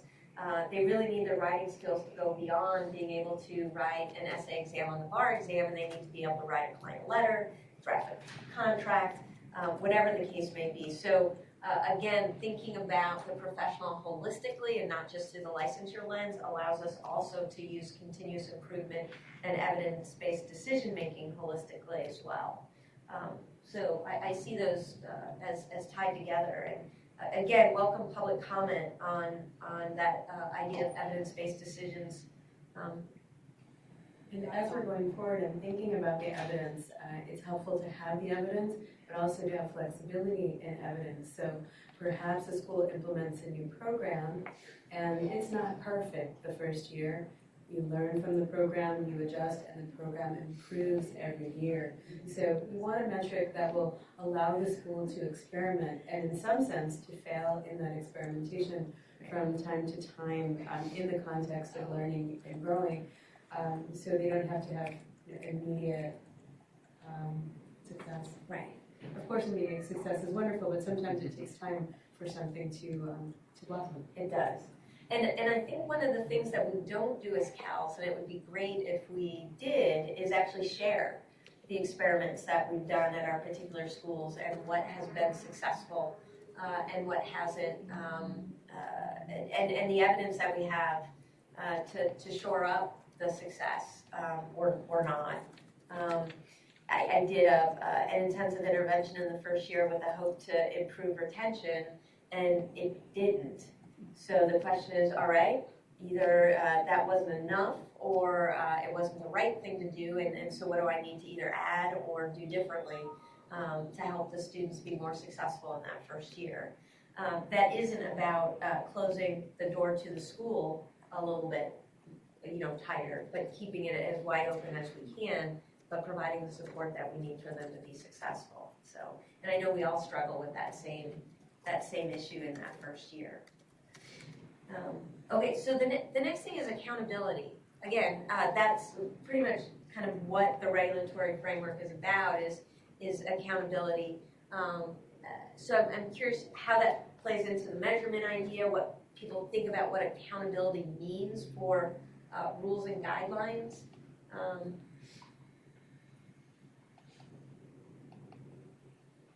Jay, thoughts? It's always been a question of mine, is there accountability? I don't know if I've, in my short time, I've been connected with my institution for 19 years, if I've ever seen an institution really punished. They might have a special visit, they might have additional reporting requirements, but for a violation of a rule guideline, I don't know if there have been repercussions that I've ever been publicly aware of. So there might be more of a public system built so that there's an awareness of repercussions. So kind of a transparency on the other side Exactly. of things. Yeah.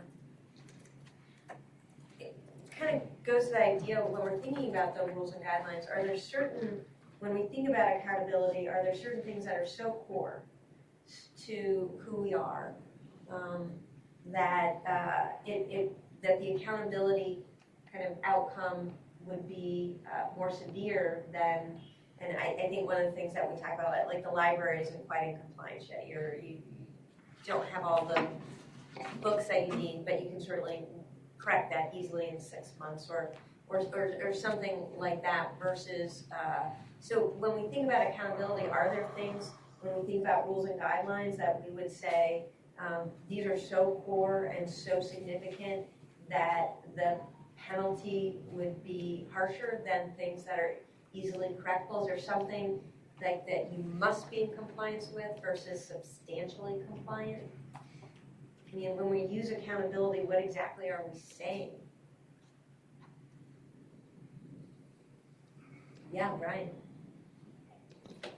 I haven't really thought about it in this way before, but it seems to me, given the mission of the Allen Registered Schools and the idea that we've all talked about already, about being an opportunity school for people to come in and get a good start, if we aren't transparent, again to use these words, in the very beginning, and if we aren't clear with what the students are getting into and what their risks are, then that's where we should be held accountable. Because after that, it's pretty much up to the student and the teachers and the faculty to try to keep everything going and to keep them on the path they want to be on. But if we misled them and have taken their money and given them some false grandiose idea of what's going to happen here, that's where I think there should be some very serious consequences. The rest of it's too hard to control. Other ideas about accountability and what that means in this context as a guiding principle for the rules and guidelines?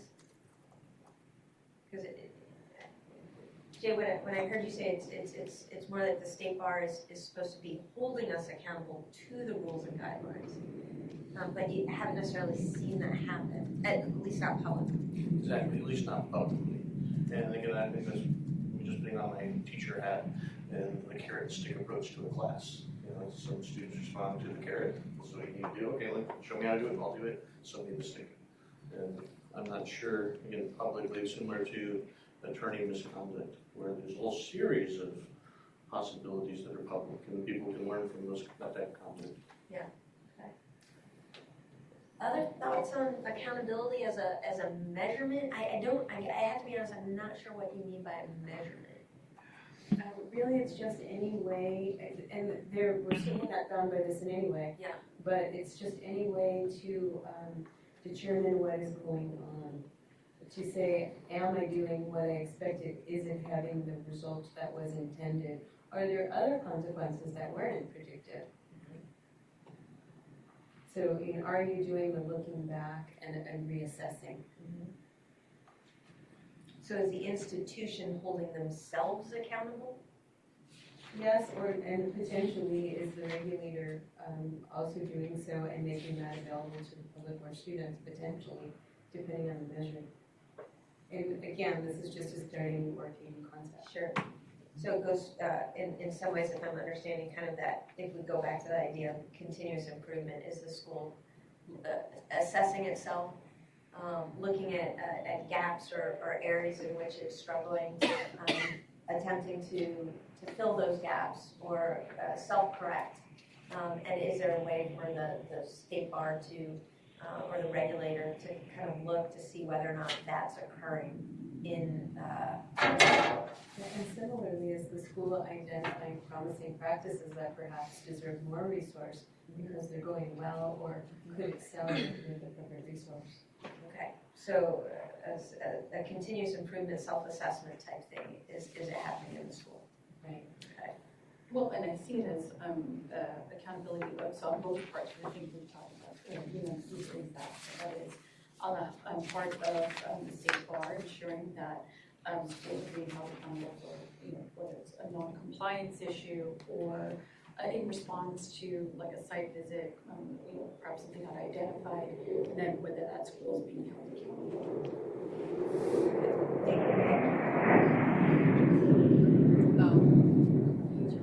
Blue Angels. We hear Blue Angels are visiting San Francisco for those in the room. Here. They may be back. Any other thoughts about accountability as a measurement, as a principle or value? I'm not sure I quite like the term. I think there might be other ways to get at what as I understand it, was the phrase, but that could be me, yeah. From the conversation, it sounds more like the lost concept of closing the loop. Just gathering the data, then going back and learning from it or affirming it and changing. Right, yeah, okay. Marty, do you have anything to add? No, not on this topic. Okay, on another one? No. To be honest, it was a little hard to hear the last couple of minutes. I don't know if someone was moving the phone thing, but it was a little hard for me. Sorry. Oh, that's okay. Just in case you missed it, can you hear okay right now? Yeah, I mean, I think I heard most of the discussion. Just the last Okay. couple of minutes, I feel like I missed. Yeah. Did you hear when I asked a clarifying question of Natalie about what? Yeah. Yeah. Okay. Good. Because that was the most important thing. Okay, thank you. Any public comment? Oh, okay. All right. So, anything that we would? Oh, I'm sorry. I'm sorry, I was waiting for that to sum up. I guess for me as a member of the CBE, when these major change requests come up, these are things that I put into context. So when I'm asking these questions about how we make informed decisions, that's the lens I'm looking from. When I hear accountability, of course, that's me and my role as a public member on the CBE and ensuring the public protection and the mission of the State Bar, right? It's how do we ensure access to justice and public protection, I think are some of the core things that I keep in mind. And so when you guys, you were having a conversation with Natalie about, is the institution accountable to its consumers? I guess I look at it from that lens too as a public member. So I just wanted to provide that commentary in which I'm always thinking about the student, ideally, just because eventually I know from a bureaucracy standpoint, that student eventually will be someone who provides services to the public. And how do I either improve that process as a member of the CBE, or how do we, as an institution, we'll look at this recommendation for approval, and how we ensure that it meets, all the criteria that's represented. So. Thanks. One thing that I just want to check in about when we think about measurement, because we've talked about being student-centered, and we have at least talked about student outcomes to a certain extent, and we are required to measure those things, right? We have to measure our bar pass rate. We're now required to provide information about career outcomes on the state. When we think about what are important things to measure, what would they entail beyond kind of bar exam pass rate and career outcomes? What measurements do we value? Is student satisfaction a value? Is alumni satisfaction with their experience at your school, regardless of kind of the measurement of bar pass or the measurement, is that valuable? What other kinds of measurements beyond the kind of dry bar pass rate and career outcome do we think are important?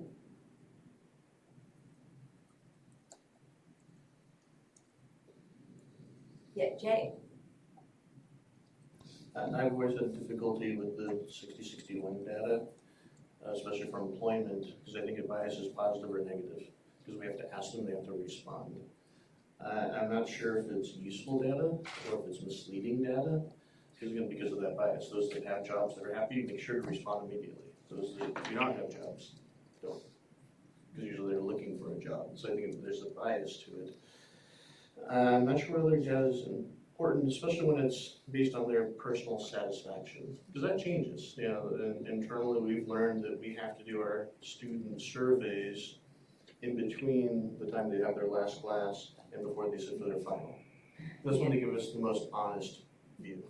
If it's after the final, we get a very biased view based on the final, not what was taught.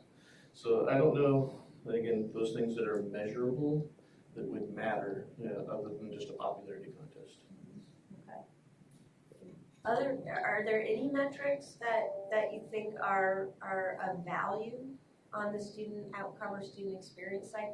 You mentioned when we talk about diversity, equity, inclusion, the climate at a particular school.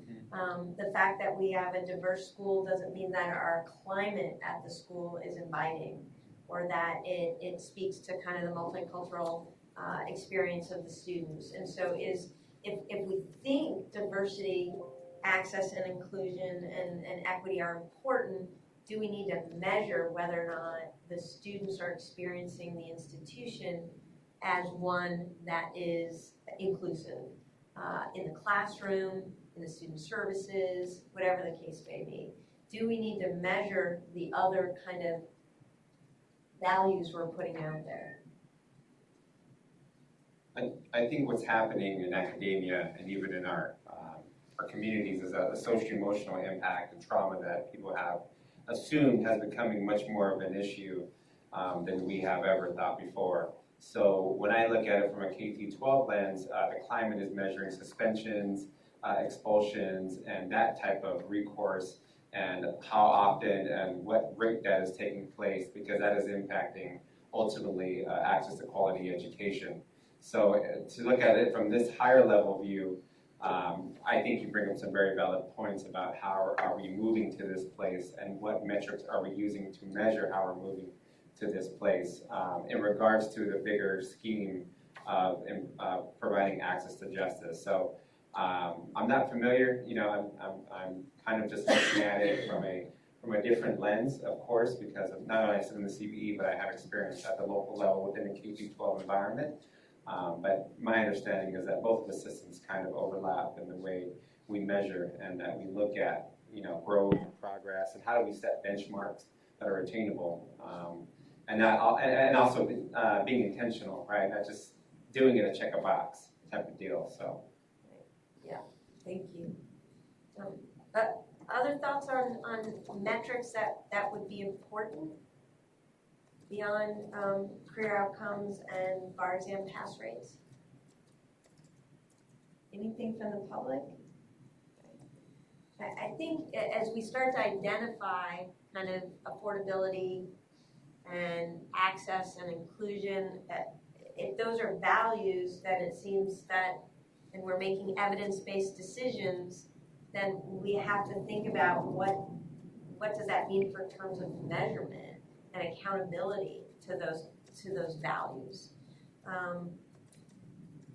and are there things that CALS offer? So we talk about ourselves as community-based institutions, and if we include that as a value, what are ways that we measure our impact on our local communities, either through the pro bono efforts of our students, the public programming we provide, our partnerships with the judiciary and the law firms.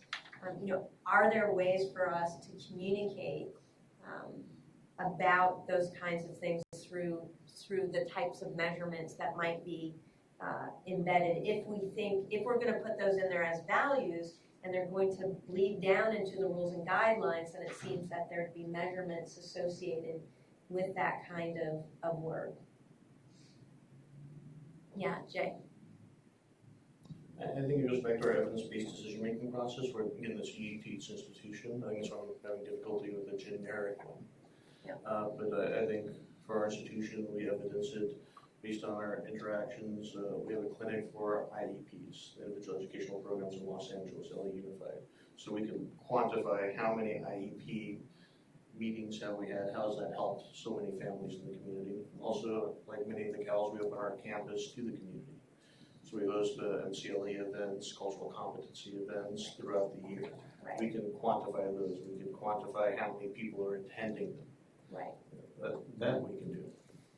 Yeah, and just as we think about those values, every value we put in there, it seems if we're saying this is so important, we're going to identify it in the mission, or we're going to identify it as the primary focus and value of the rules and guidelines, that the cows would need to live those values and there'd need to be a measurement of some kind. So just to think about that as we start to think about narrowing down and defining what it is we're doing. And when you think about that, know that your Cal community will begin to include fully online institutions, and looking at community impact, the equation may or may not change a little bit, but they are part of the family now. Yeah, absolutely, and I think that's a good point, which is why I think, having just done my WASP reaffirmation report, what they require is for us to live our mission. So we have to speak to what we're doing as mission driven. So if part of your mission is, and if part of ours is community engagement, that we spoke to that concept in our WASP report. So it could be not so much about measuring the values, but measuring the mission of your particular school. Okay. All right, thank you. And now, so the last piece is, of the M's is moving forward. And could you give a little context for this as well? Sure, this is really, do you take the measurements that you've been gathering and collecting and use them to inform and enhance the way that the school continues to operate going forward? So I don't think anyone would argue with a concept of pursues excellence.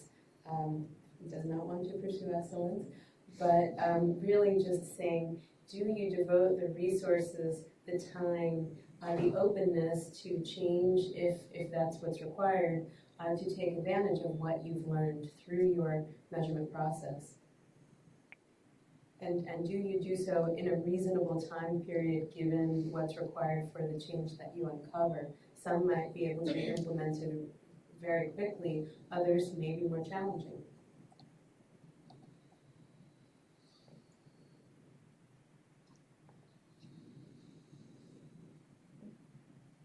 Any thoughts on kind of this moving forward idea?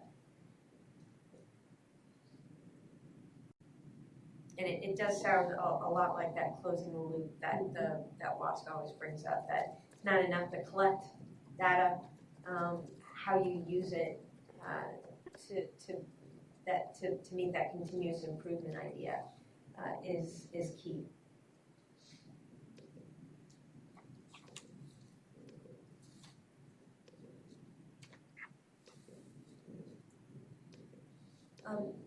Any other thoughts about things that aren't included on here that we think should be included?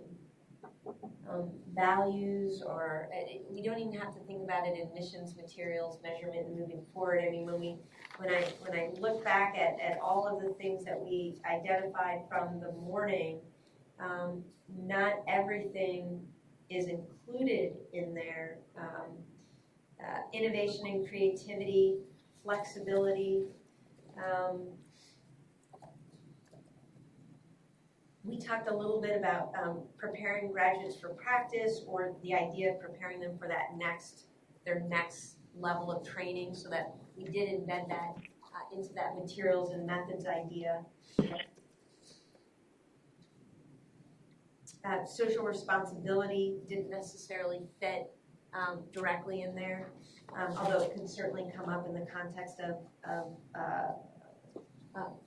either mission or a measurement. Anything else that we missed? Yeah, Jay. I don't know if it's that we missed, but I think maybe it's something we're taking for granted. When we're talking about pursuing excellence, we could also have the concept of a strategic plan. We have Attachment 18, which goes to the academic issues we do every year, but more of a strategic plan for that school of law. I think that could be a good way, and again, just to articulate what is important to the school through its mission. I think many institutions are doing that, but that could become part of the reporting requirement even.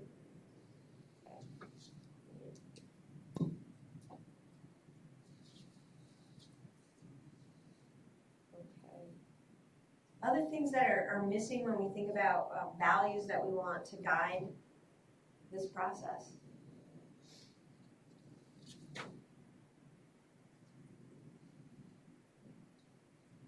I know that it's been a long day, and I'm sensitive to people not having many thoughts left. So when you talk about succession strategic planning, is succession planning a part of that component as well? Jay? I know for us it is. I think it does become even more critical with the small size of some of the CALs and registered schools. And you're very personal driven. In your experience, especially within WASC and our accrediting system, have you seen any anything that has been done in those spaces? WASC will expect it. It's going to be part of your self-study, not from the committee. Okay. Not that I've seen.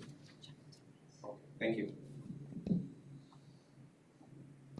So I know that people are tired, and I appreciate that. And I so appreciate all the energy you put into this.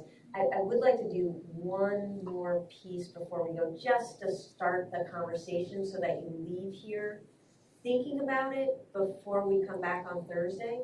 But knowing that people are flagging a little bit, why don't we take just a 5-minute break?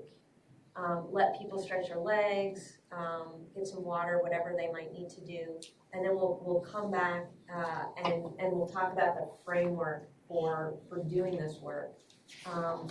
And that way you'll have it in your mind before next Thursday when we circle back to it. Okay. Thank you.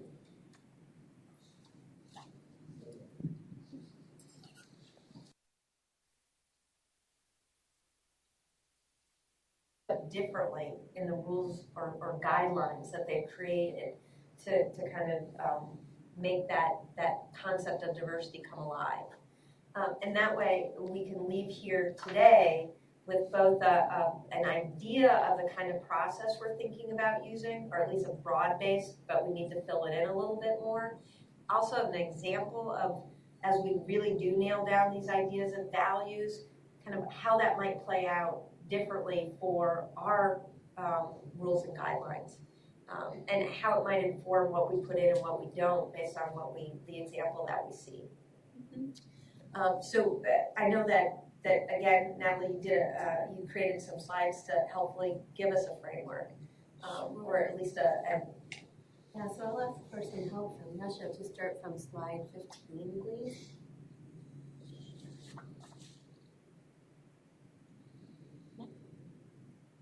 Yeah. Oh. Oh, there it goes. Yeah, exactly. Okay, thank you. Okay, so so the purpose of this exercise is to show you how, don't worry about the end will flow from the values and principles that you create. And so this is an example. Already pretty good. Has joined the conference. So what you'll be seeing here is an example of how accreditors, based on their values and principles, tackled the concept of diversity. And I'm going to use that term loosely. You'll see that even what diversity meant was different to different accreditors, and that's something we saw in the discussion here today. And next slide. Oh, we're already there. Let's stay there. We won't go through all of these right now at the end of the day, but essentially we might break up the rules into groups, and this is just an example of a way that we might break them up and repeat this exercise through all of the different values and principles bounced against these areas. Next slide, please. But for today, we have 3 examples, but we will only tackle one of them today. The other 2 might be revisited next week when we return. And Already pretty good. Has left the conference. On Thursday. Diversity and inclusion is one topic. Consumer protection and advertising in the current world with the current social media and other type of communication climate is another we'll look at in the future, as well as balancing regulation with innovation. But for today, diversity and inclusion. Next slide, please. So we looked at 4 different accreditors, and maybe if it were a shade earlier I would show, or if asked I will still show, the full wording that the various groups used. But just to give you a sense, when thinking about standards to ensure diversity and inclusion, we looked at We looked at accreditation in the areas of architecture, medical schools, and in this case, medical Has joined the schools. conference. Medical schools are the MD medical schools, business school, and dentistry. So in the area of architecture, the way that they implemented it was to say that the schools need to have a policy that is communicated to staff and students and reflected in the distribution of program resources. So do you have a policy, and do you put the resources in place that will effectuate that policy and also show that you stand behind your commitment? That's how architecture does it. And I am greatly summarizing here. So if the NAB is watching right now, my apologies to you to simplify this into just one sentence. With respect to the medical schools, their focus was on effective recruitment and retention of a diverse population that will achieve mission-appropriate outcomes for the schools depending on the individual schools. In the case of business schools, and this would also extend to accountancy programs, their mission was broader, and it also encompassed social equity and social responsibility and corporate social responsibility. So that may get to Brian's earlier concept, thinking about civility and professional responsibility. In business school, they wanted to address, engage, and respond to social responsibility issues, as well as diverse viewpoints, backgrounds, and perspectives. And they considered the ability to have that skill set important to succeed in business or accountancy. In the area of dentistry, they actually did not use the word diversity specifically, but they were very interested in cultural competency of their practitioners, not only in terms of dealing with their patients, but also in working with each other to exchange scientific ideas to advance the practice. And so part of the exercise here would be to think about the different ways other accreditors are doing it, the different ways they're describing it, but also in terms of what your values and principles will be. And in light of the State Bar's mission, how should the State Bar look at it? So here, they've each taken a different facet of what diversity and inclusion can be. And it's surprising to see. It's not surprising once you look backward, but if you would think about what you expected at the beginning of the exercise, you might have expected them to be more similar. But they truly reflect what they're trying to do in terms of their principles. Are there any thoughts or questions about this process, or surprise, or is this what you expected as to how different they would be? And I know this is the afternoon and post-brownie, so I understand. I'm very amazed at what metrics they use or what types of measurement, especially from like a medical school perspective. Yeah, it's on the recruitment arm that they focus, and the retention as an indicator. And I will say that for all of these, I am greatly distilling, and each has a little bit more detail than what you see here. So I don't want to suggest it's completely limited, but these were the key focuses that I saw up front. Okay, thank you. Does it make sense here if you think back to what their missions are, though I know we're not all experts on the missions, but choosing the regulation that matches what the mission is allows the school to focus its efforts on effectuating that mission. Yeah, right? Well, I would agree with that, but I also think it's indicative of what our society right now is thinking and how it views these relevant professions. You know, medical schools right now are having a difficult time getting doctors. Doctors are not making the kind of incomes they used to. The cost is huge. The student debt affects medical students just like it does everyone else. My wife works in a clinic in Sonoma County, and it's really difficult to retain doctors. They don't even have, I think, more than one private practitioner in Sonoma County and in Sebastopol anymore. They're all heading to Kaiser. So, you know, things are very much changing socially with respect to the medical industry, as is the business industry. Business people get that rap now. There's an awful lot of news about even schools that are businesses like Empire somehow taking people's money under false pretenses. There's all kinds of reports about that from across the country. So I think these missions and these standards don't just ensure diversity and inclusion, they ensure their existence. And I think it's because of the way we're starting to view these industries, and the law is no exception. And another facet of that could be ensuring that these schools grapple with the questions of our time. Exactly. The questions of our profession at this time. And giving a framework in which you can do what you need to do at your school as well.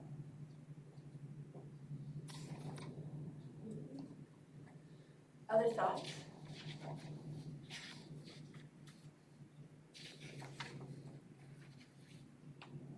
Everybody loves architects.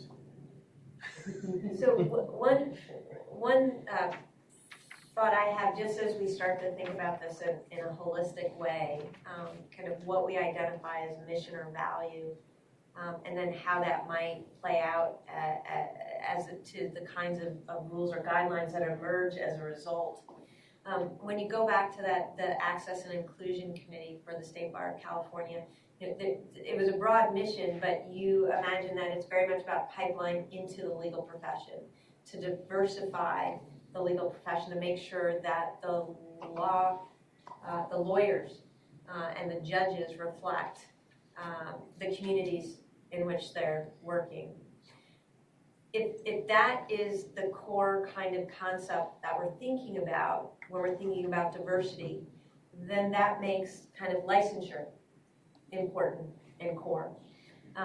Because if we're talking about diversifying the legal profession, then that means that bar exam and licensure becomes significant unless we're defining the legal profession differently. So then that's going to help us say, no, well, if the core value is helping give access to legal education to a diverse population so that the legal profession in California reflects that diversity, then the bar exam becomes a core or primary value as well. So when we're talking about diversity, what is it that we're talking about? We've talked about it primarily through the admissions lens, the idea that we open our doors wide, that we give opportunity to access to a legal education to a broad range of individuals. And I'm talking about little d, not big D, when I talk about diversity, socioeconomic, disabilities, race, ethnicity, etc. But to what end? Is it about diversifying the legal profession? Is it about meeting that a student-centered goal? Is it about socioeconomic advancement regardless of whether or not it's licensure? So it's focused on the individual, or are we focused on the legal profession? What do we mean when we say that we're committed to diversity? And the state bar may have a different idea. I mean, if the access and inclusion piece is important and diversifying the legal profession is the primary thing, then it could be that the regulatory agency overseeing the educational piece will say, no, diversity, it's great that you open your doors wide, but what we really want is to have a high bar pass rate for those, to a diverse number of people. Do you guys understand what I'm talking about? So what do we mean when we're talking about diversity? Is it a diverse access to legal education, or is it bar pass and diversity within the legal profession? Yeah, Jay. I think it's going to be all the above. I think there's definitely a huge need in California for diversity in our profession. And you look at the numbers every time they're posted, and it's appalling. However, I think there's also value in education. So cultural competency is critical, because I think that'll lead to 10 years, 20 years down, more people from diverse backgrounds joining our profession, because now attorneys will be able to relate better to other cultures. And as you're saying, with the lowercase d, as an example, we have an hour and a half just on cultural competency in our first year class. And the focus isn't just on ethnicity, nationality, but also generations. You know, the millennials think completely differently from Gen X. You know, the studies that we've had in Los Angeles where millennials are not getting married to the same degree. You know, which is odd for the family law practitioners, because they're still cohabitating, they're still having children together. But how do we unwrap that when they decide to separate if they're not married I think that we have to focus on diversity of the profession, but at the same time focus on diversity in the context of cultural competency, because I think that's a skill that any competent attorney needs to have. How are you going to service your community if you cannot relate to your community, if you cannot talk to your community? And that's why I think when you look at the examples given, the medical profession, I think, is farther ahead. Because they understand for a patient to come in, they have to feel open, protected, these are my symptoms, so they can be treated, prognosis. And I think the same thing is true in our legal profession. We need to have the trust of our clients, and we can endure that trust by our cultural competency. Thanks, Jay. Other thoughts about that? I mean, in some ways, I like the medical school one because it says effective recruitment and retention, so it certainly speaks to access. But to achieve mission appropriate outcomes means that it's institution oriented. So if, for example, our mission includes community, and so many of our graduates, regardless of whether they get a license or not, go back into their communities and play important roles there, whether it be civic leadership roles, business, but they bring that education and professionalism back into their communities. Is that enough, or does it need to link back to no, we're diversifying the legal profession in a way that kind of the State Bar and Access and Inclusion Committee finds to be a critical path or importance?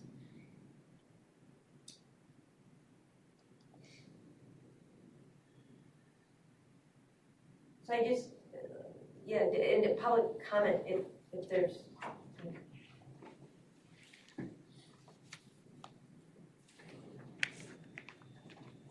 Well, I would also add, not to cut off in public comment, and at the risk of being redundant of what's been said before, I mean, based on what we said before, most people who go to law school want to be lawyers.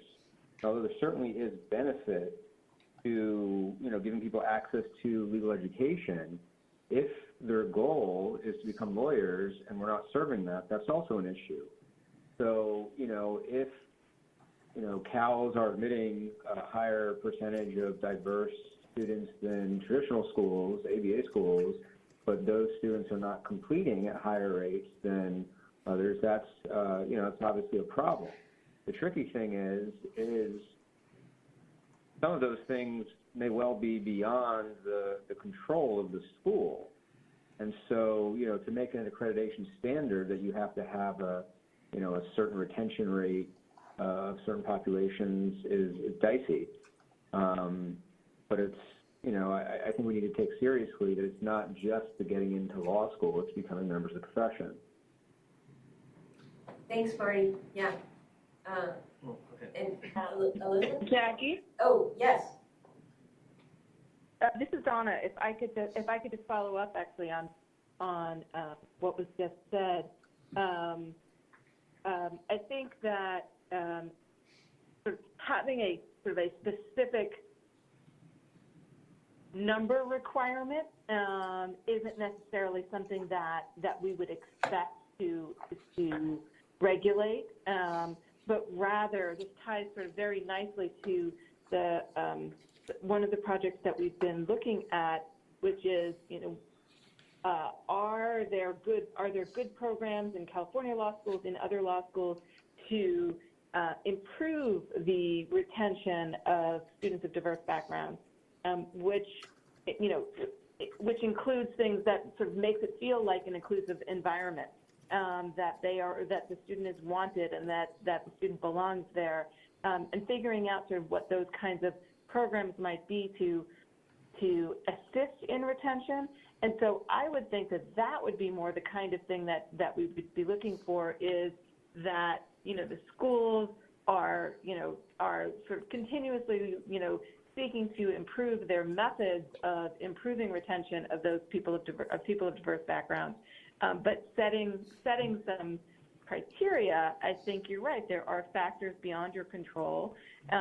Setting specific criteria probably doesn't make any sense, but really wanting to ensure that the schools are working toward, providing an environment that would increase the retention of students of diverse backgrounds would be the kind of thing we'd be looking for.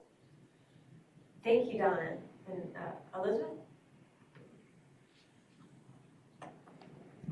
So to kind of bring a few concepts together, earlier we were talking about how important community-driven educational experiences were to a number of us. And so I think that it's important to recognize how large California is, how very different portions of the state are. And so setting one particular standard or one particular set of regulations isn't going to meet the needs of each individual community. And I don't necessarily think that we were going down that road, but I just wanted to put it out there. I do think that these concepts, when applied to not just individual groups, but individual sets of circumstances, is important, because we have a lot of second-generation students, but we have a lot of first-generation students. I was a first-generation student, and having an opportunity school was very important to me in the only way I was able to receive an education. So knowing that I haven't had enough caffeine, what I'm going to tell you is that my point is that this is community and opportunity-based principles. I think that's what we're all circling around, and finding the right verbiage for that is where we're headed. Thanks, Elizabeth. Brian? I'm on a task force that was just created in Sonoma County Bar Association. It's called the Diversity Task Force. And one of the issues that came up was, I'm trying to phrase this exactly, the risk that a group dedicated to improving diversity representation puts the burden on doing so on the members of the diverse population. And I'm concerned as we rewrite rules and regulations that we make sure we keep all that kind of thing in mind. I mean, it's one thing to say, yes, we want a diverse population, we want to create and improve the diverse nature of legal profession, which is what I understand these Cal schools were created to do. It's quite another to presume that every student of color is coming here to do that, right? So we want to make sure that we're not conflating those two things, that we're automatically assuming that our diverse members of the diverse population are going to go serve that underserved population. They may not want to, they may not feel driven to. And the other issue was that, just like Amy had before, I looked at something and I lost it, but there was something else that I wanted to tell you about that. It'll come to me later in the middle of something completely unrelated, sorry. All right. Yeah, Jay? Just on that point, I don't think that quotas or data used that way is positive, but I think it is important to have data-driven decisions. So I think we need to track our populations and see if there is any disparate impact on any group. If there is, I think that allows us to close the loop and go back to what's going on with that group, what's happening, why is it happening. And also, I think that's what is a separate issue, again, just the educational one, of cultural competency. I can't imagine why any school or any future lawyer would not want to be culturally competent, because it just opens up a more large base for potential clientele. Yeah, thanks, Jay. And I'm sensitive to the fact that we've actually reached the end of our time together. And I just to kind of finish up with this and then sum up. I think this concept of every one of these accrediting agencies had a value of ensuring diversity and inclusion, but had it manifest in a very different way in the rules and guidelines. It speaks to the idea that when we embed a concept into our values, that we need to understand what the end goal to that value is, so that it informs the rules and guidelines. So if the end value of inclusion, access and inclusion, is about recruitment and retention, that's very different than the end goal of something else, because it will manifest differently in the rules and guidelines. So just to be thoughtful about that as we do start to articulate this. So it's been an incredibly full day. I so appreciate your engagement on these topics. As I said at the beginning, this is an agenda that will reemerge next Thursday. We won't go through all of this again, but hopefully we'll be able to summarize a lot of the concepts that we talked about today for those who weren't able to be present, and then move forward. I think a couple of things that I'd like to emerge from next Thursday with, if we can, is at least a timeline for developing kind of that mission statement or those values and principles that we want to guide.